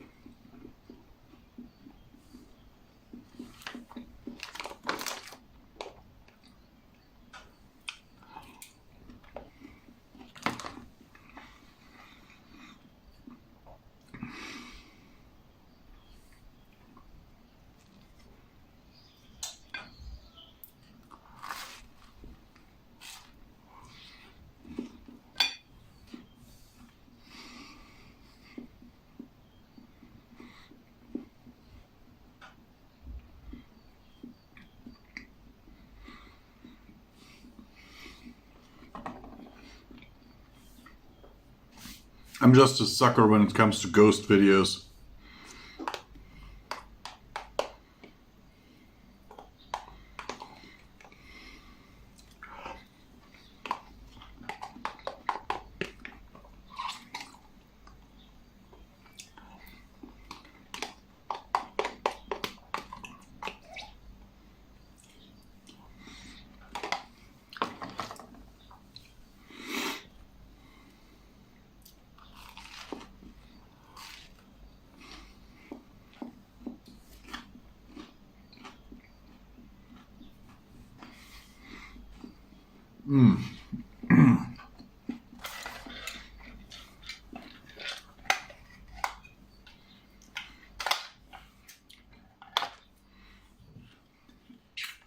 My noon pill.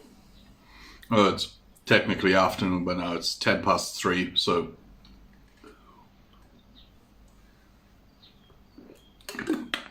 I had a relatively late breakfast, so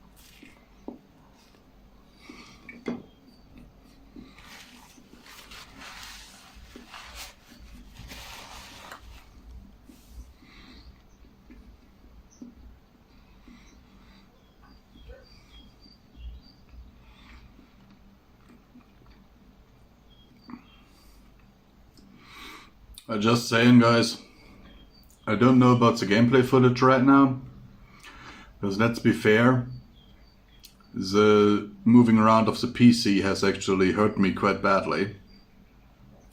So I might just lay down for an hour or so.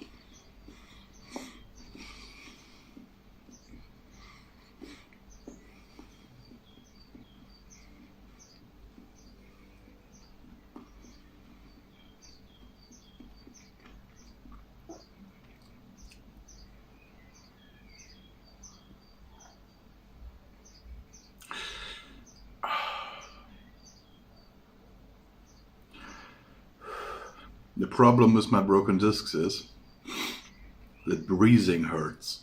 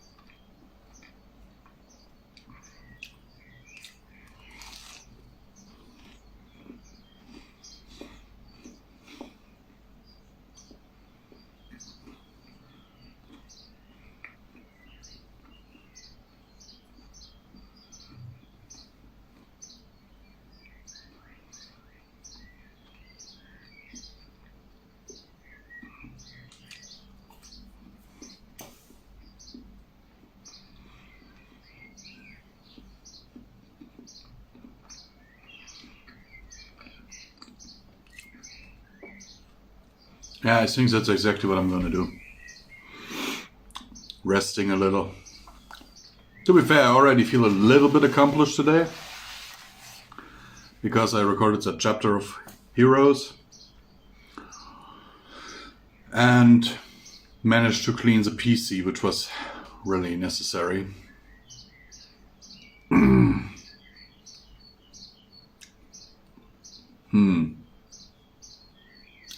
Should I not? That's a question. The biggest problem that I face is my pain right now isn't that bad. I mean, yes it is, but compared to how bad I know it can get, it isn't. The problem is to keep it at this level. I take medication, as you might imagine, painkillers. Some of them quite strong. And that can really ruin your day. I've taken some before I ate and oh boy.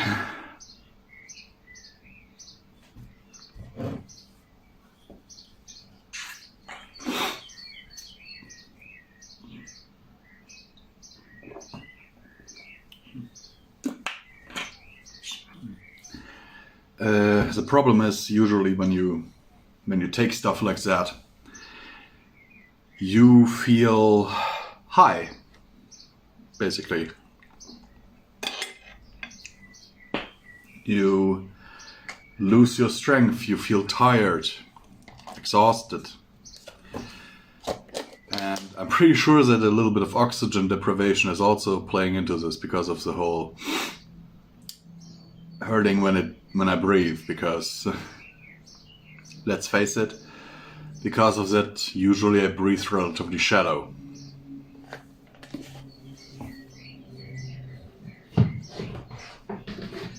And if I imagine that the specialist I first went to wanted to send me back to work like this,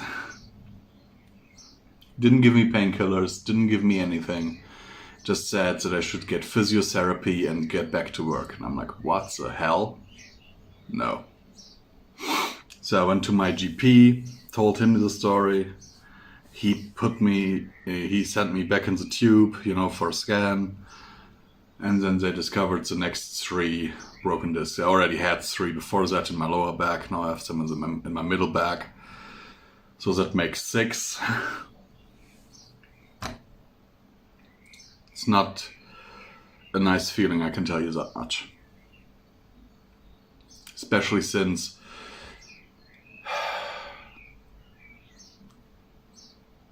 I am relatively young. I'm only 36 at the time of this recording.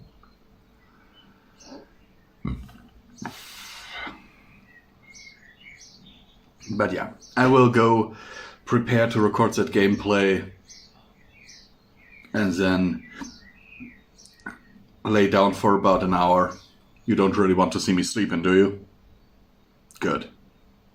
Because I wouldn't show you. That's something, that's a bit too private. Sorry, but that's a bit too private. I have to, draw a line. Let's say, if I get 15,000 likes on this video, then I'll live stream myself sleeping one night.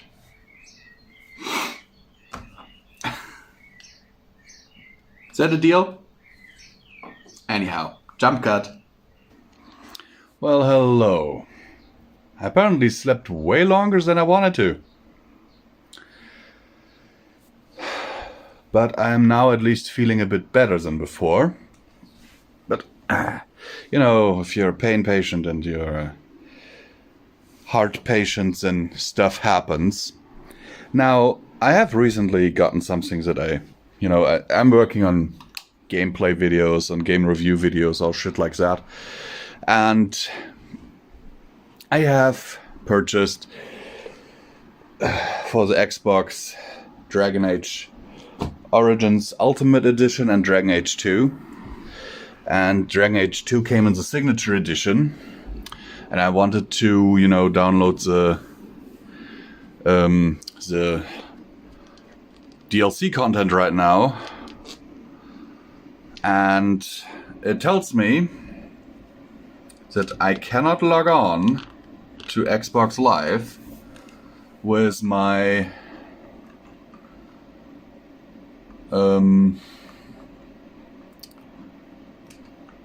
profile.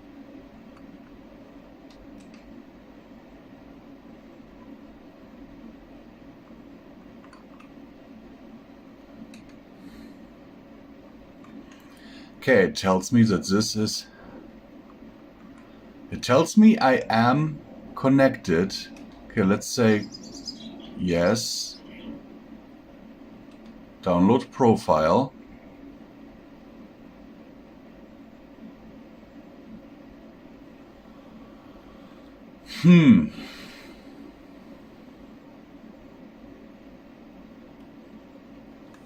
Now, of course, I will not show you this. Simply because I don't want you to have my login data for my Xbox Live profile.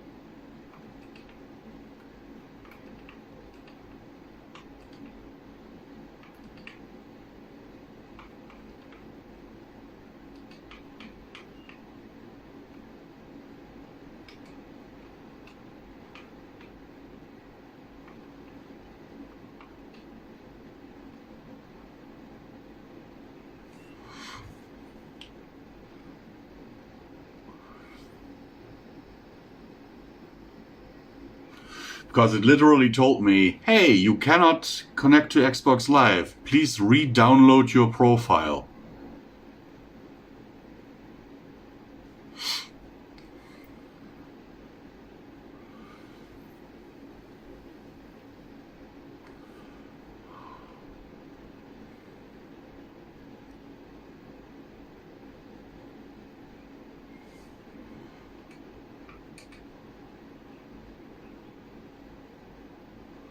Okay, now I am actually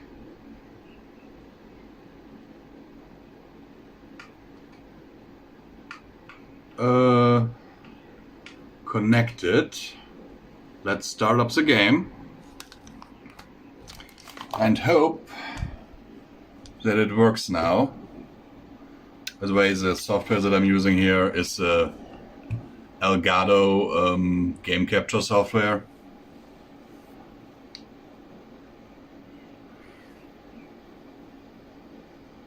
So the game that I actually wanted to capture footage of is this.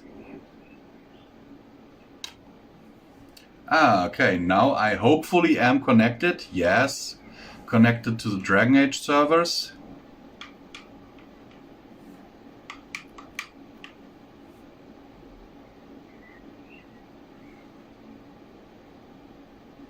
Yes, accept.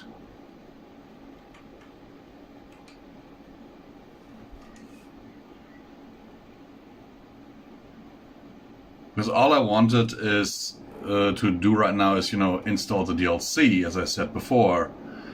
But there we. Okay.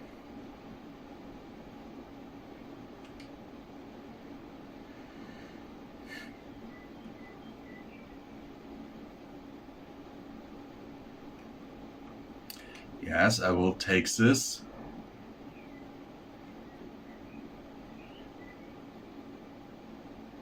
Okay, apparently it's a trailer.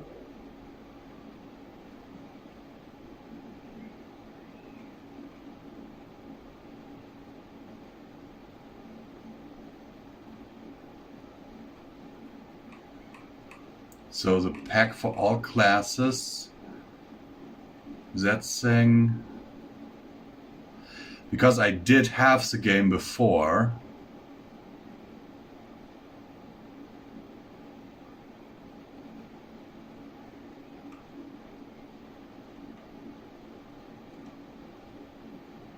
And sadly, this game is riddled with DLC.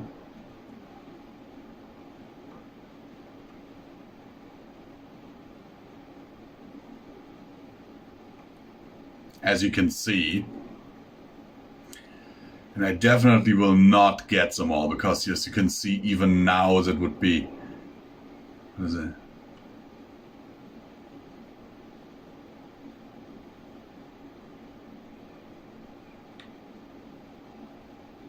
Destiny?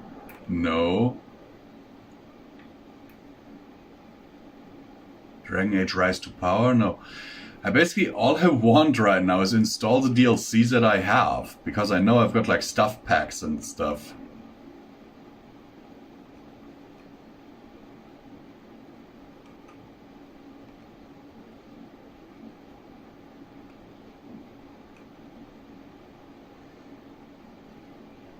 There. Download.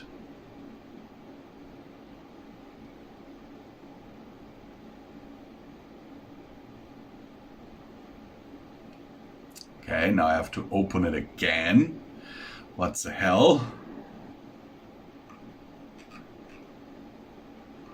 It's just a trailer. I added that. Now let's add the inheritance or legacy thingy.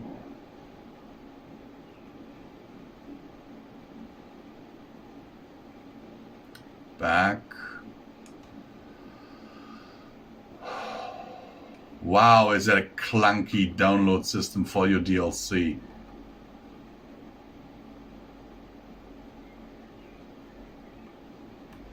Active downloads.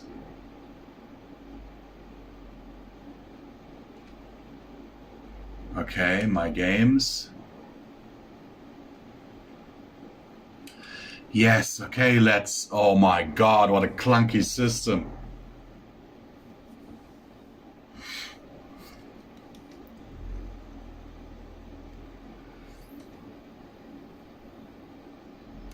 Game details.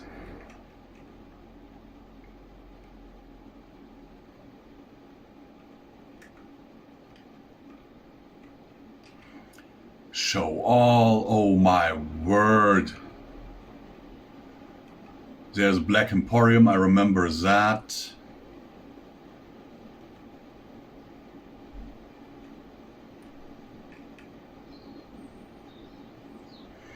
Dragon Age trailer, no. Rise to Power.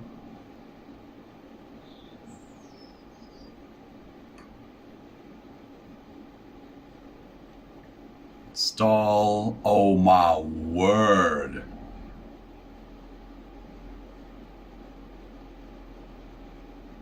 Wait, yeah, okay, it says it's free, so go ahead and charge my account with a free thing.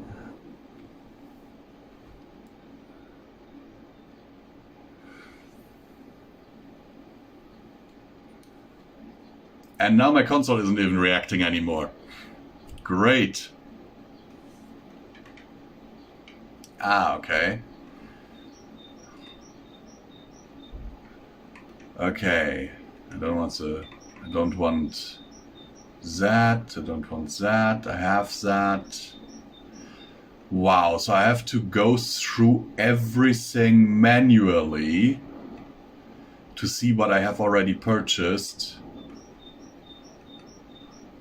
Dragon Age 2 demo? Why would I install that?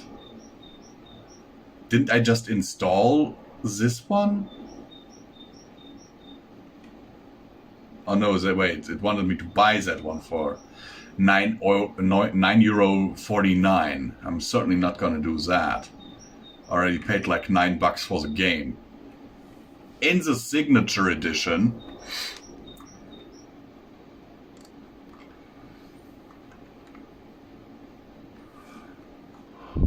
Well, guess I don't get a lot of story content with that.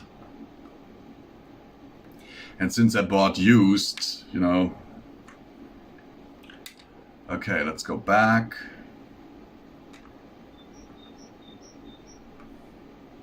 Back. What do you want now?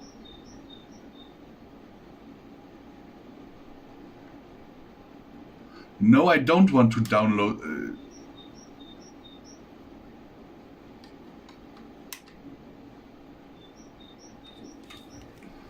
There was an option at some point. Why is my controller not reacting? Oh, come on!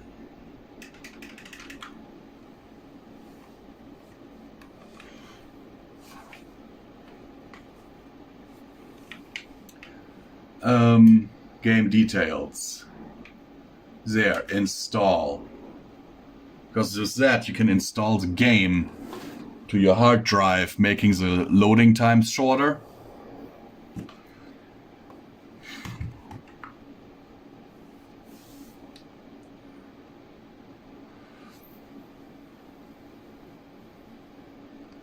But holy hell.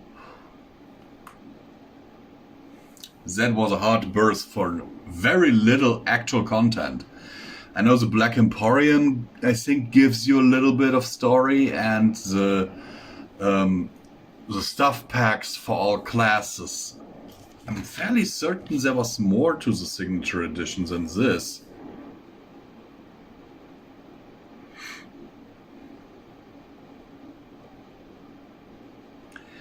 Okay, no. Apparently, due to what it says right here, the only thing that I get with the signature edition is a dog and the Black Emporium. Okay.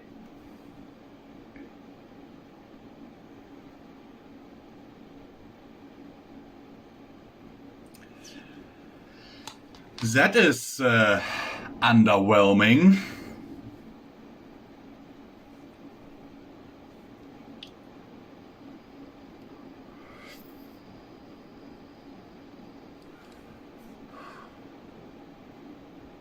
pretty underwhelming.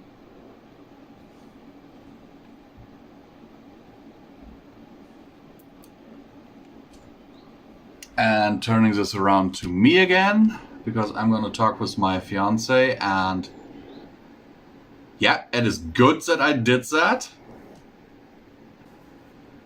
But yeah, I'm installing DA2 right now on the disc simply because, you know, the Xbox is a little bit older and I want to have shorter loading times. I might actually go and do that with my Lollipop Chainsaw Massacre, so I'm actually 2 bosses in, so the game isn't that long. I was once able to almost finish it in the PS3 version in I think 6 hours, and I streamed all of that.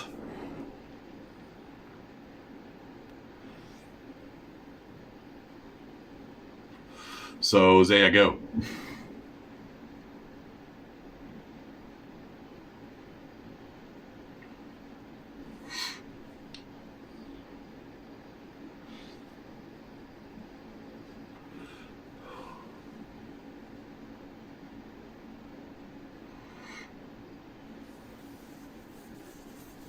And I'll do the same basically with Dragon Age Origins, because I love the game.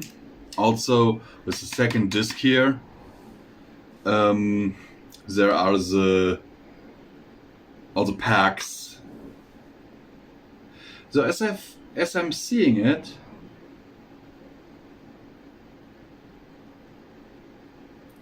no, it says and more.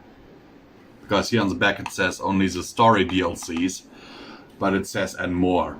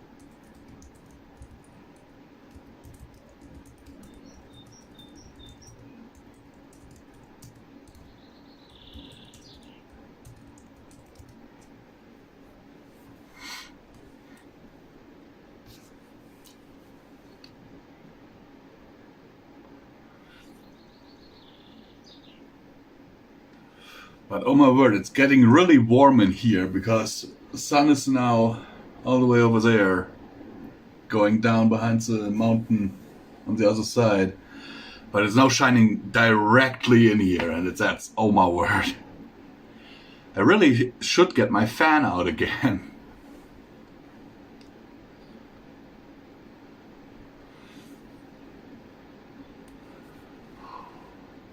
And yeah, after this I will put in the discs for DA1.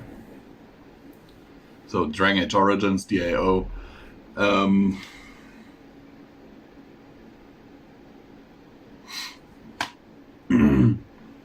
And install all the DLC packs. And then I'll start recording gameplay of Lollipop Chainsaw Massacre.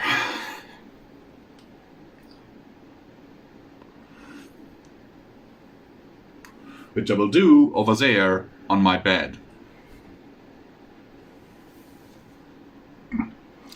But as you see, my day today was basically relatively productive. I produced content, which I will continue to do after this is done. And after that, I cleaned out my tools, aka my computer, which is basically what you saw today.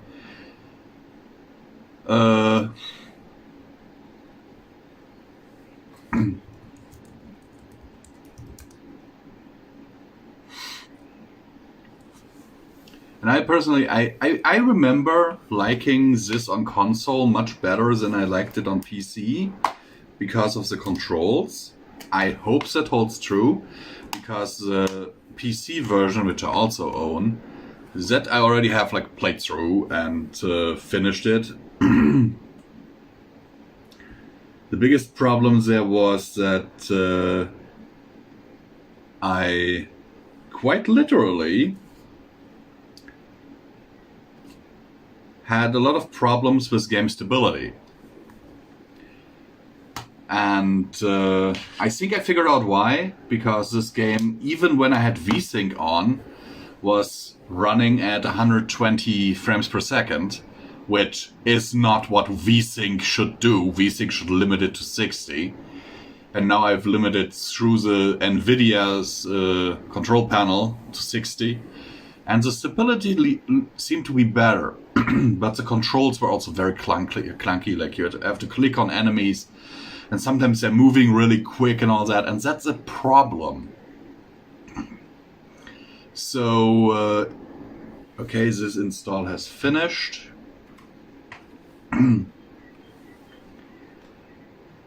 Oh, I have Gears of War installed. Oh yes, I bought it. I bought it at some point in the download version, because a friend of mine was really adamant that I get it, because apparently it is the best game in the world, and I'm like, if you say so. I never finished it, because it's a shooter, and shooters on console are not my forte. So I must admit that because I've never really bought a new Xbox 360, I've always bought them used.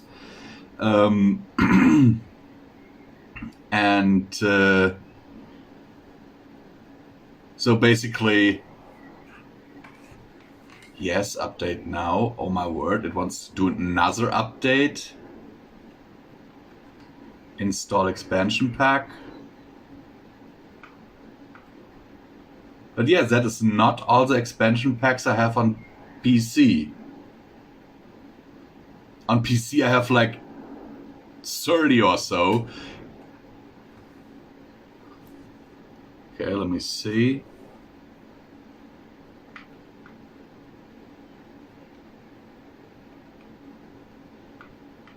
Yeah, install selected.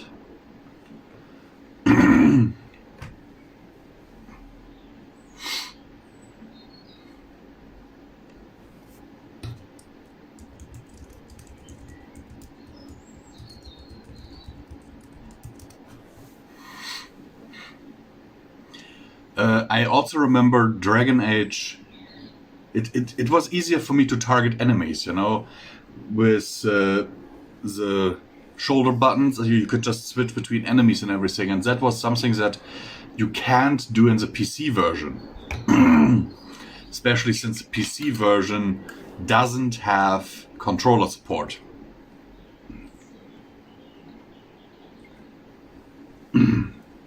Which, if you look at it, is a real issue if you play Dragon Age 2. Because playing Dragon Age 2, that is even more action focused than Dragon Age 1, and having to click on enemies, oh my word, that is horrible. Which is why I was really disappointed when after I back in the day had to sell my copy of Dragon Age 2, when I then bought it for PC, and it played like shit. Sure, it looks a little bit better and everything because, you know, PC, but the gameplay just was horrible, simply because you had to click on things. I'm usually a PC gamer, but I'm one of those people who say games have their place on console, specific games, but other game types have their place on PC. Like playing an RTS, like StarCraft, for example, back in the day on the N64 was not a nice gameplay experience. At least in my personal opinion, which is the only one that matters here.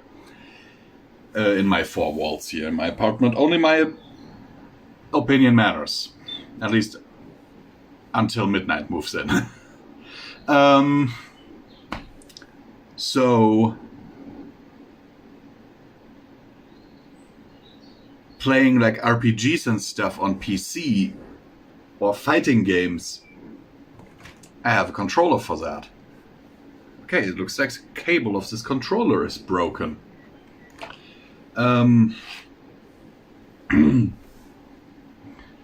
I should look into that. I have another one right here connected to my PC, so that's not an issue. Would be, of course, nice if I could... You know what? While I am waiting for the install, I will...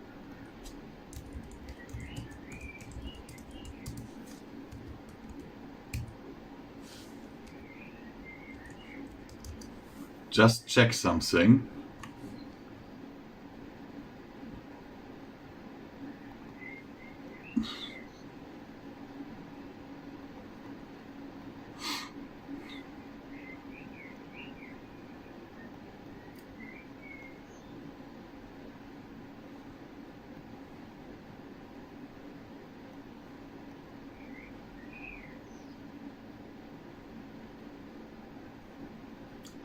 Okay. It is technically possible to connect my Switch controller, but I'd need another dongle for that. That's a shame. I would have really liked that.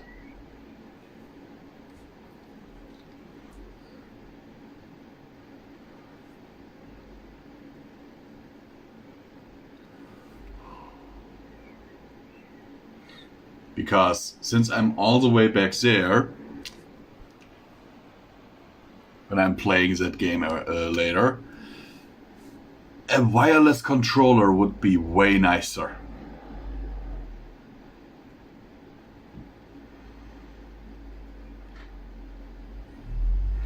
Let's actually see what one would cost me.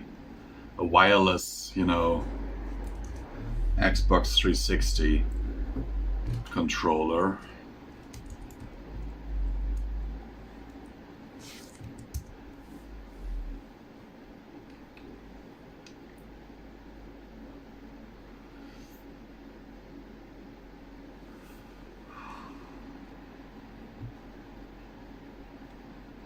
Okay.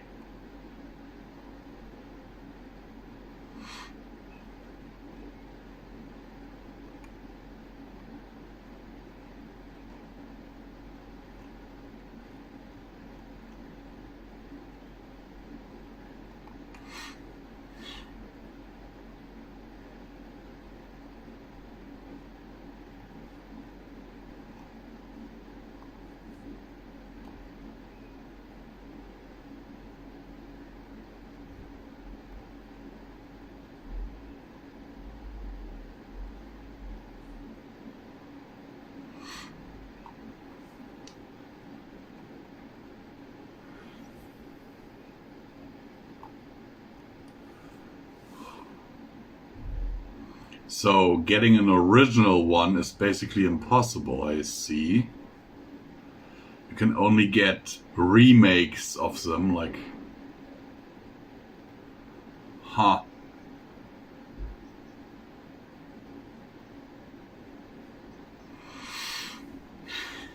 Let me have a look. Because I saw recently on eBay that they are relatively expensive if you buy an original new one. Used one, I mean.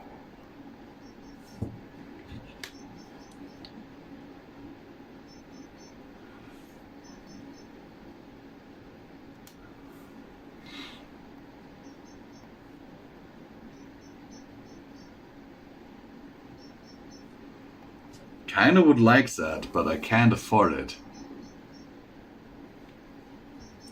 Because they're offering one here, wireless one, for 27.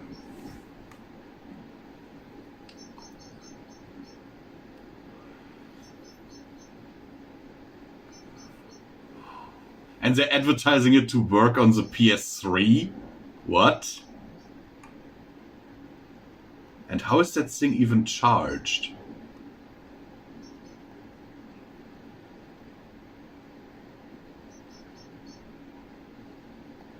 Ah.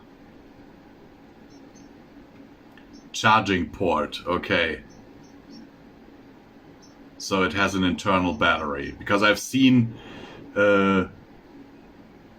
and it has no audio jack, like the original does. The original Xbox controller, as you can see down here, has an audio jack.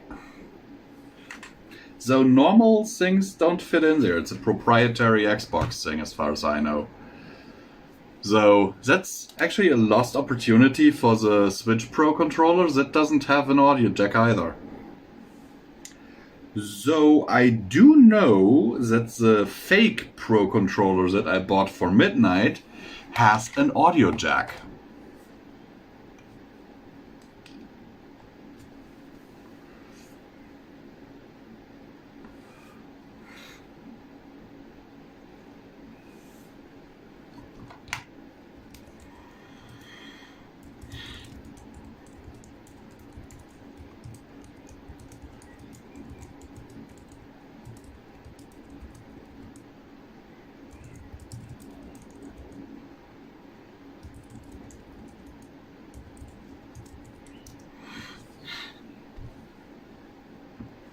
Okay, let's see how far the install is. Oh man, it's still installing content.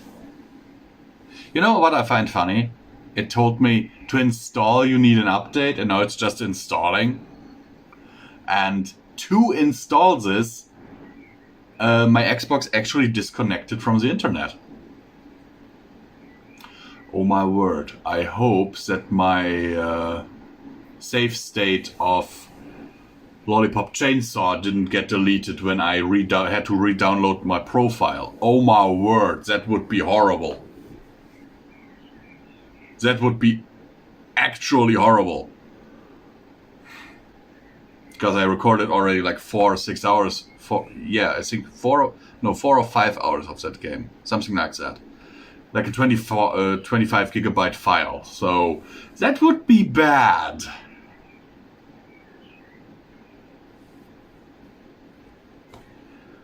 That would be really bad.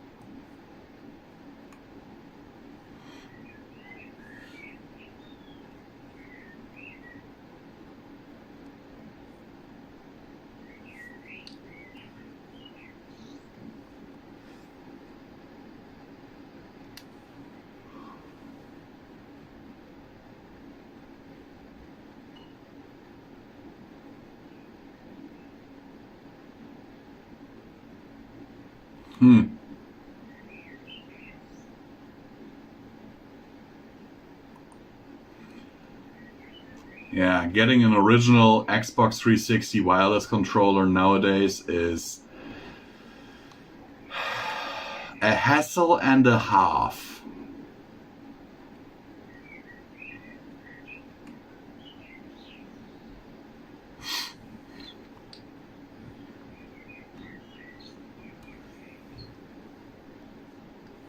You know, you used to get them really cheap at GameStop for like 20 bucks or so, but now, since the Xbox 360 isn't really a thing anymore, I should have stocked up back then. I really should have. Because wired controllers suck. In my opinion. Having it wireless and everything is just much nicer. Also, I would have another USB port on my PC free, you know?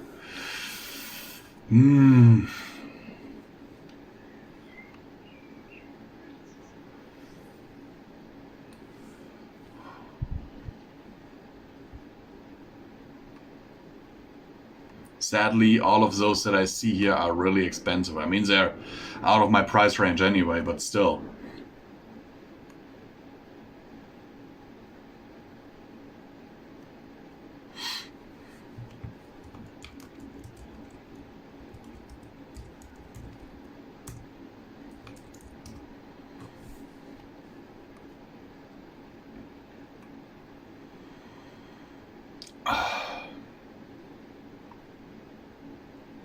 Maybe I should have installed the DLC packs later.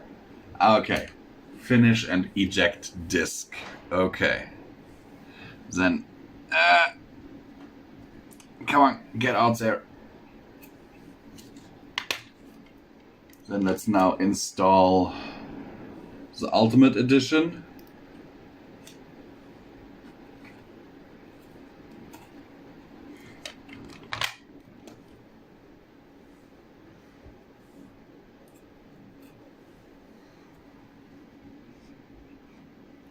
Which on my Xbox profile, let me actually, I think this is the only game on my Xbox profile that I ever bothered to play several times to get a 100% save state.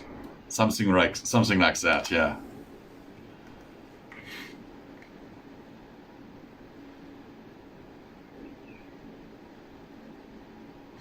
Okay, updating that game too. Okay.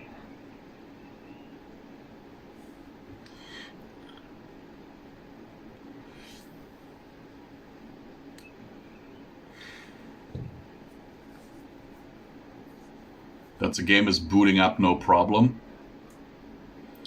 You are now connected to Xbox Live. Yeah, I know. I don't really want to be connected to Xbox Live, but I was so glad that this console hadn't been updated in years, and now you forced me to.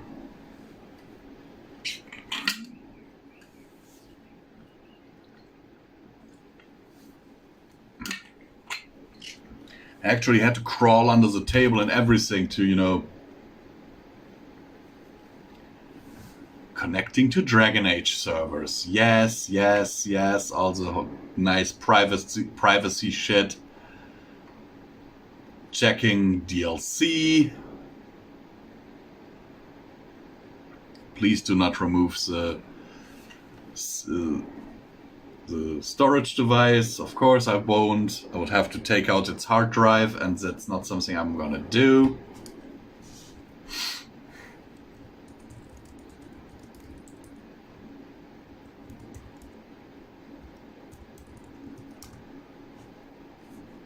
And of course it tells me the Dragon Age servers are not responding because they don't exist anymore. But yeah, the stuff is installed as far as I see. So it works. Let's go back to the landing page. The only thing that I'm not gonna get is Xbox Gold. Like, I used to have Xbox Gold to play stuff like Dead Space 2 online. I loved it, but then I couldn't afford it anymore, and I saw that the game was also available on PC, and so I went ahead and bought it on PC, and then I had to find out that basically no one plays that game on PC. Which sucks.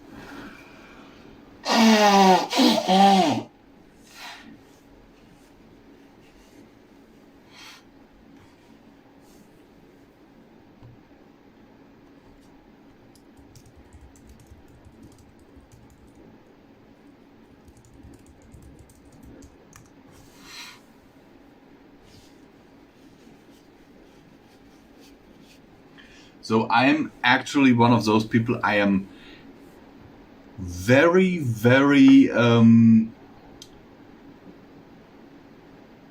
to put this, reluctant to look forward to the Dead Space remake, because Dead Space is one of my favorite game franchises. And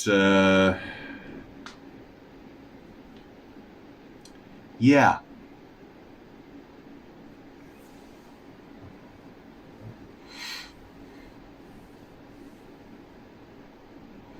No, the installation of this seems to go a lot quicker than the installation of Dragon Age 2.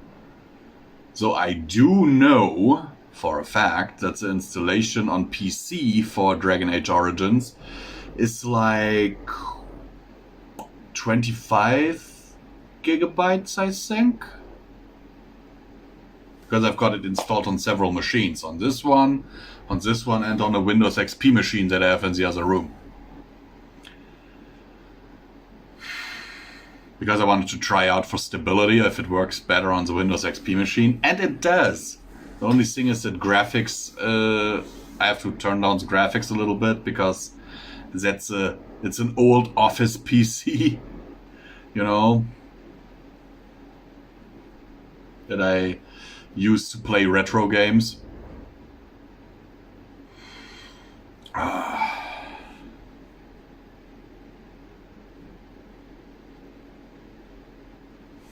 Yeah, it's already almost 20% done, 19%. So that's good, I guess.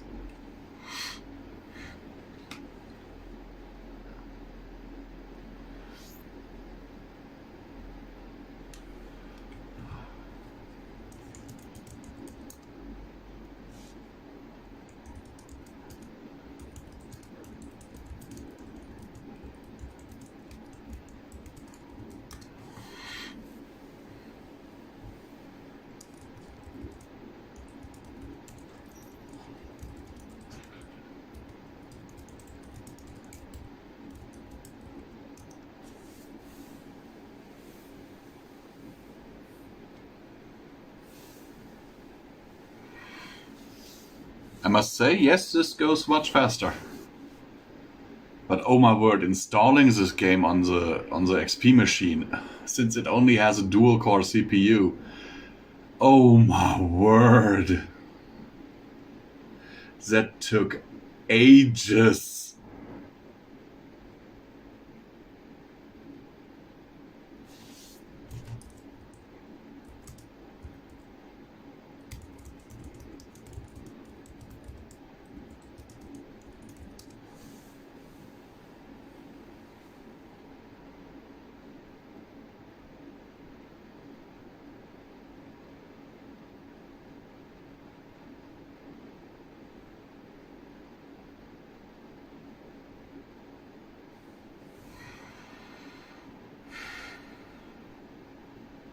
But yeah, I think I'll also install Lollipop Chainsaw, just to reduce the loading times in the game.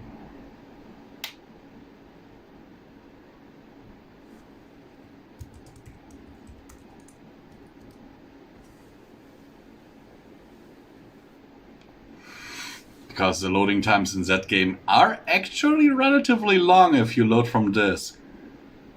On my PS3, since it's hacked, I have no problem with that because, you know, I have all the games on my 1 terabyte hard drive that I have in there.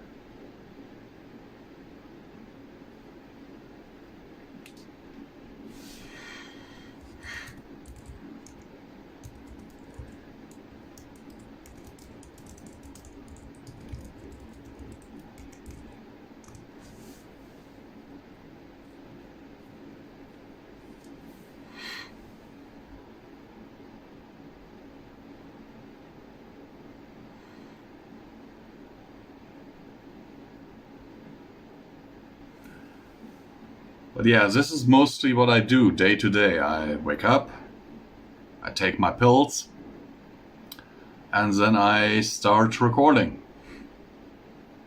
It's the day of a YouTuber. Which I can only keep up right now because I'm, you know, still on sick leave.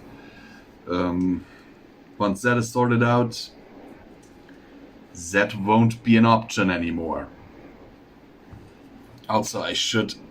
is that the cable that I'm... No, this is the cable I'm looking for. Because the phone needs power.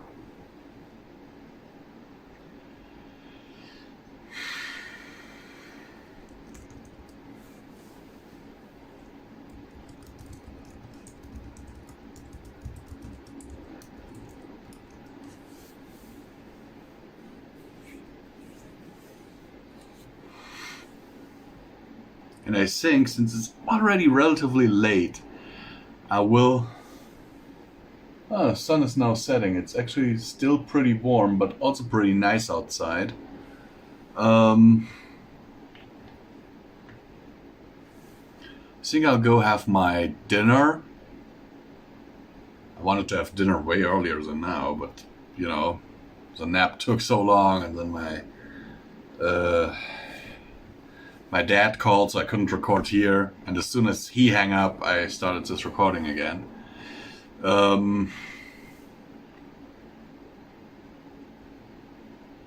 But now you've basically spent an entire day with me.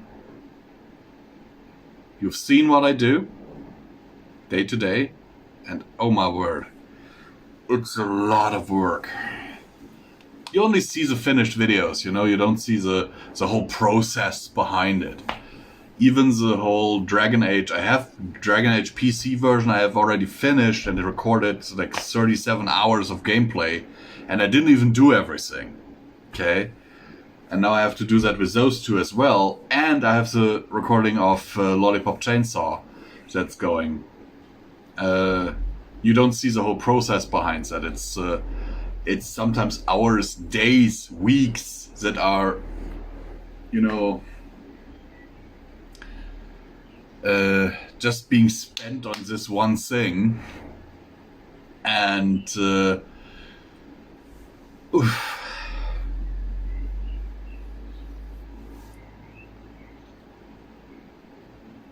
and I've been doing this for 9 years. When this video is released, it will be my 9-year anniversary. When I think about that, I'm getting a bit melancholic, I must admit, because over the years, the views have, like, I know this channel is over, we have fallen into irrelevancy. Basically the fate of most YouTube channels nowadays. But so far we had a good ride.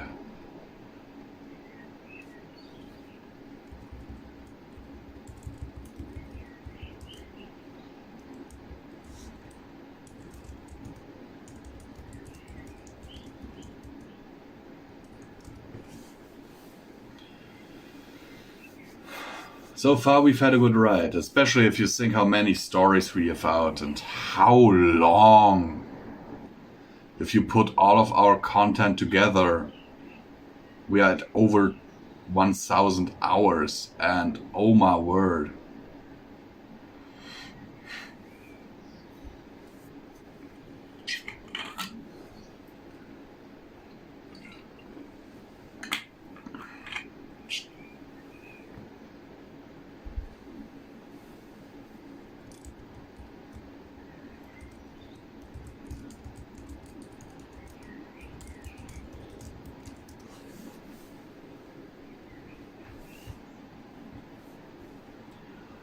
Okay, so the install is almost done with 95% right now, 96.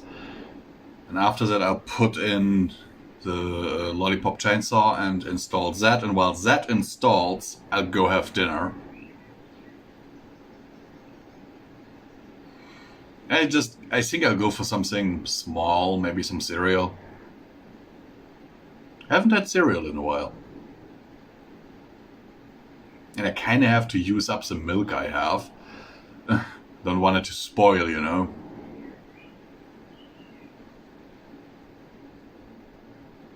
And game installation done, yes. And exit... Oh, no. You know, that is the thing. I always have to reorient myself when working with Xbox controller from when I'm working with the Switch controller. Because on the Switch, the buttons are different. A is where B is on the Xbox. Okay, let's put in a lollipop chainsaw.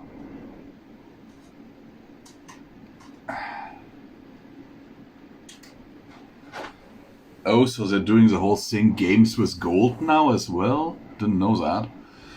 I'm still not gonna get Xbox Gold simply because I don't need it.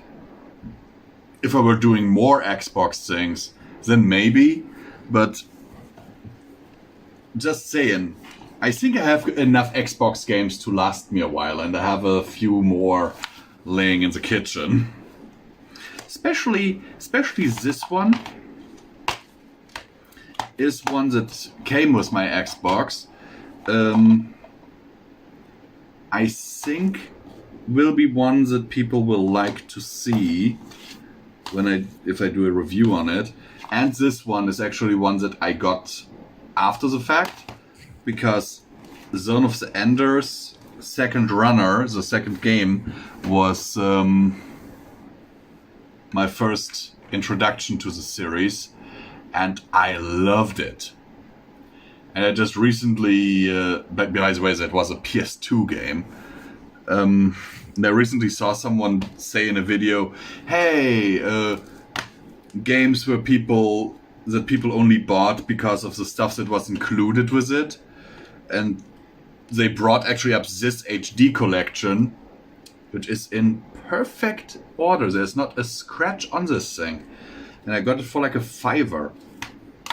And they were like, well, let's be honest, no one bought the Zone of the Enders HD collection for the game. They bought it for the Metal Gear Rising demo disc. And I'm like, no, I actually bought it because I like Zone of the Enders? It's a great mecha game. It's really amazing. Kind of like Armored Core in that regard. I mean, Armored Core is still a little bit more in depth, but yeah. Okay, let's install this. Tell my fiance that I'm going to go have dinner.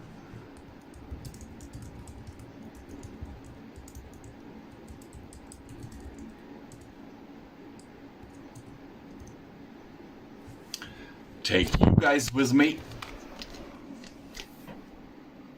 Yep, still recording. And what does the battery say? Ooh, 39%. That's not good. So let's go get ourselves some food. Oh wait, my thingy. My vape. And I'll also go grab my... Oh wait, is that thing not charging? Because the thing is, when I woke up, my tablet there, it was off. And I assumed that the battery was dead, so I put the charger in. But usually it's in, shows me the battery and everything and how much charge there's in. No, it's not charging.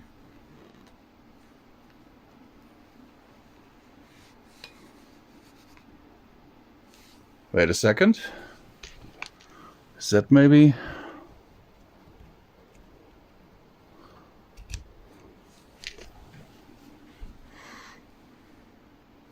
Nope. Well, poo.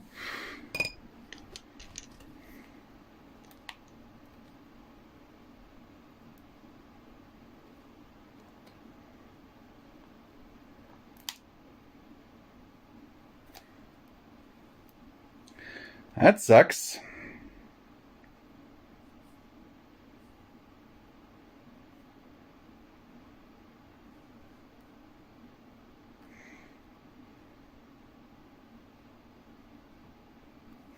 I'll turn it off for now. Let's see, maybe it's a cable?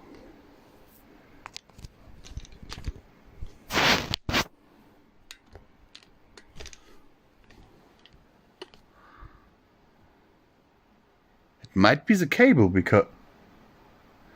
Oh, wait. I think I know what's wrong here. Ah.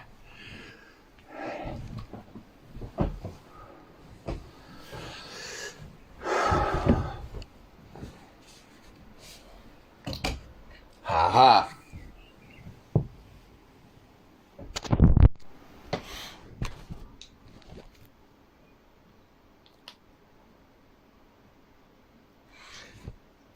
Ta-da! It charges. The plug was... when I slept, I must have pulled the plug out of the wall.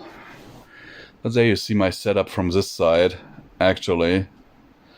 My PC is like lighting up the entire wall.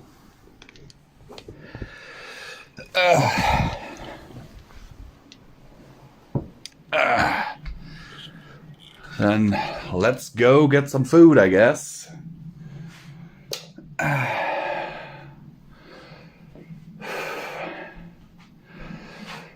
Whew, damn, it's still very stuffy in here, even though I've got all the windows open.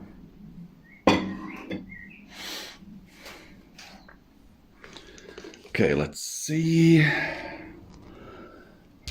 Let's put that here. So you can watch me eat if you are so inclined.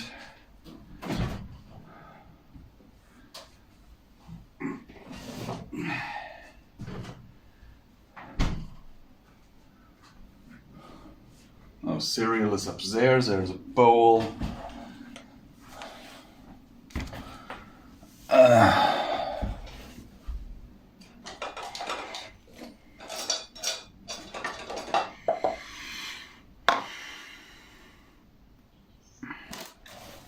Crunchy nut, my favorite.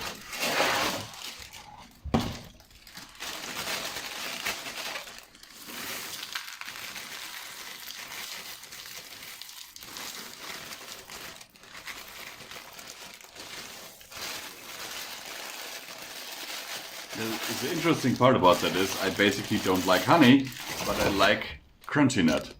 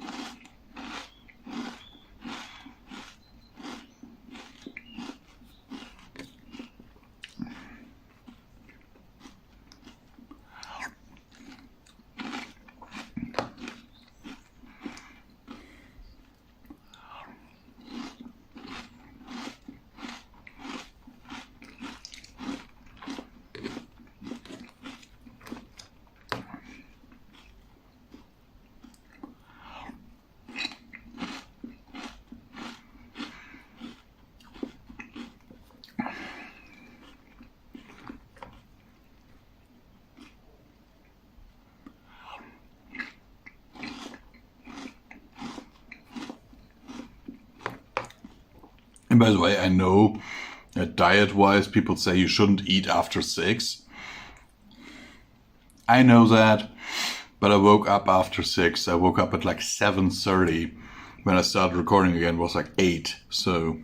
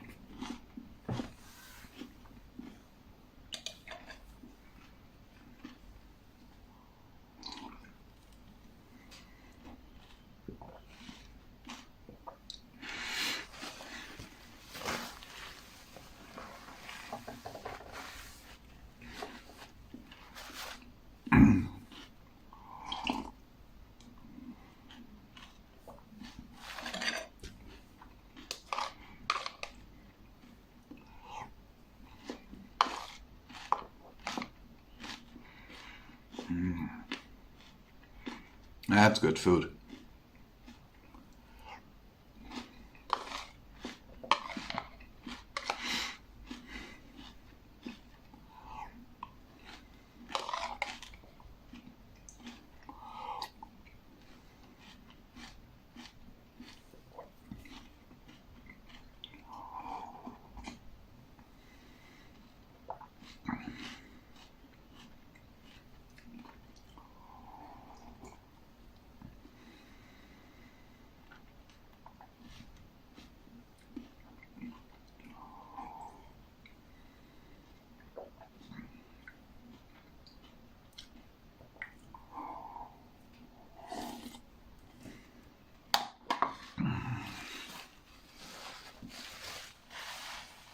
If you're wondering what this is, it's like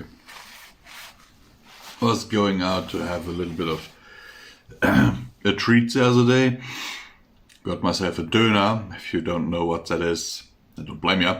I might put a picture in here. And when I do that, I always grab a whole bunch of napkins. And those were like, you saw that earlier when I was eating. I think it was my lunch. Just grabbed it out of my jacket pocket.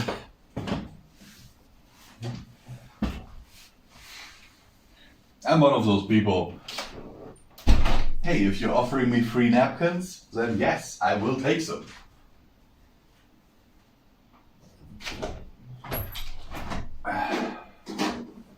You never know what you could use napkins for.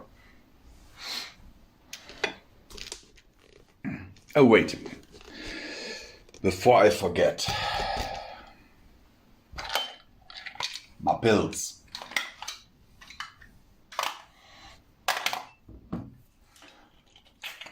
I'm sadly very prone to forgetting those.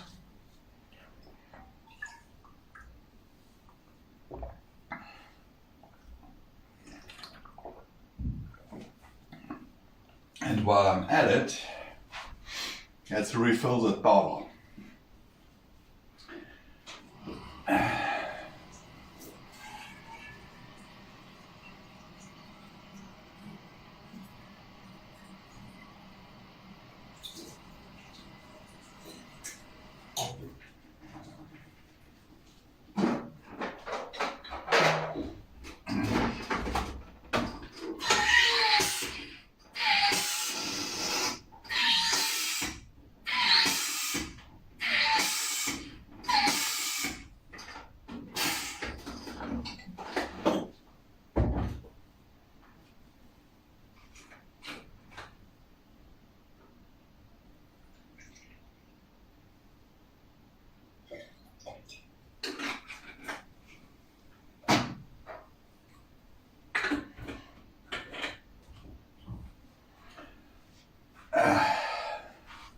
Now let's go back over.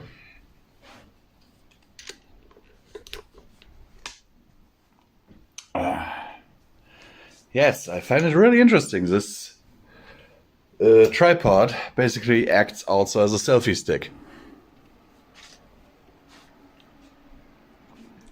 Okay, let's put that bottle there. How far is install? Oh, it's done. Okay. Yeah, Lollipop Chainsaw isn't a big game. I don't think.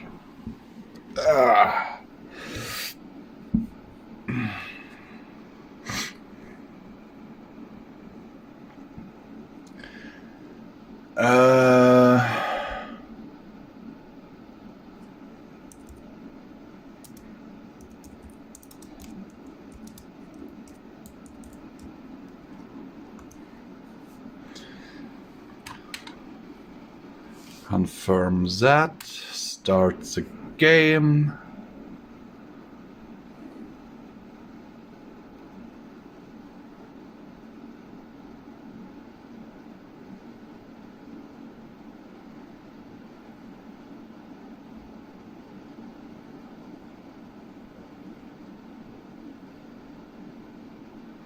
And there you actually see the game coming up now, guys.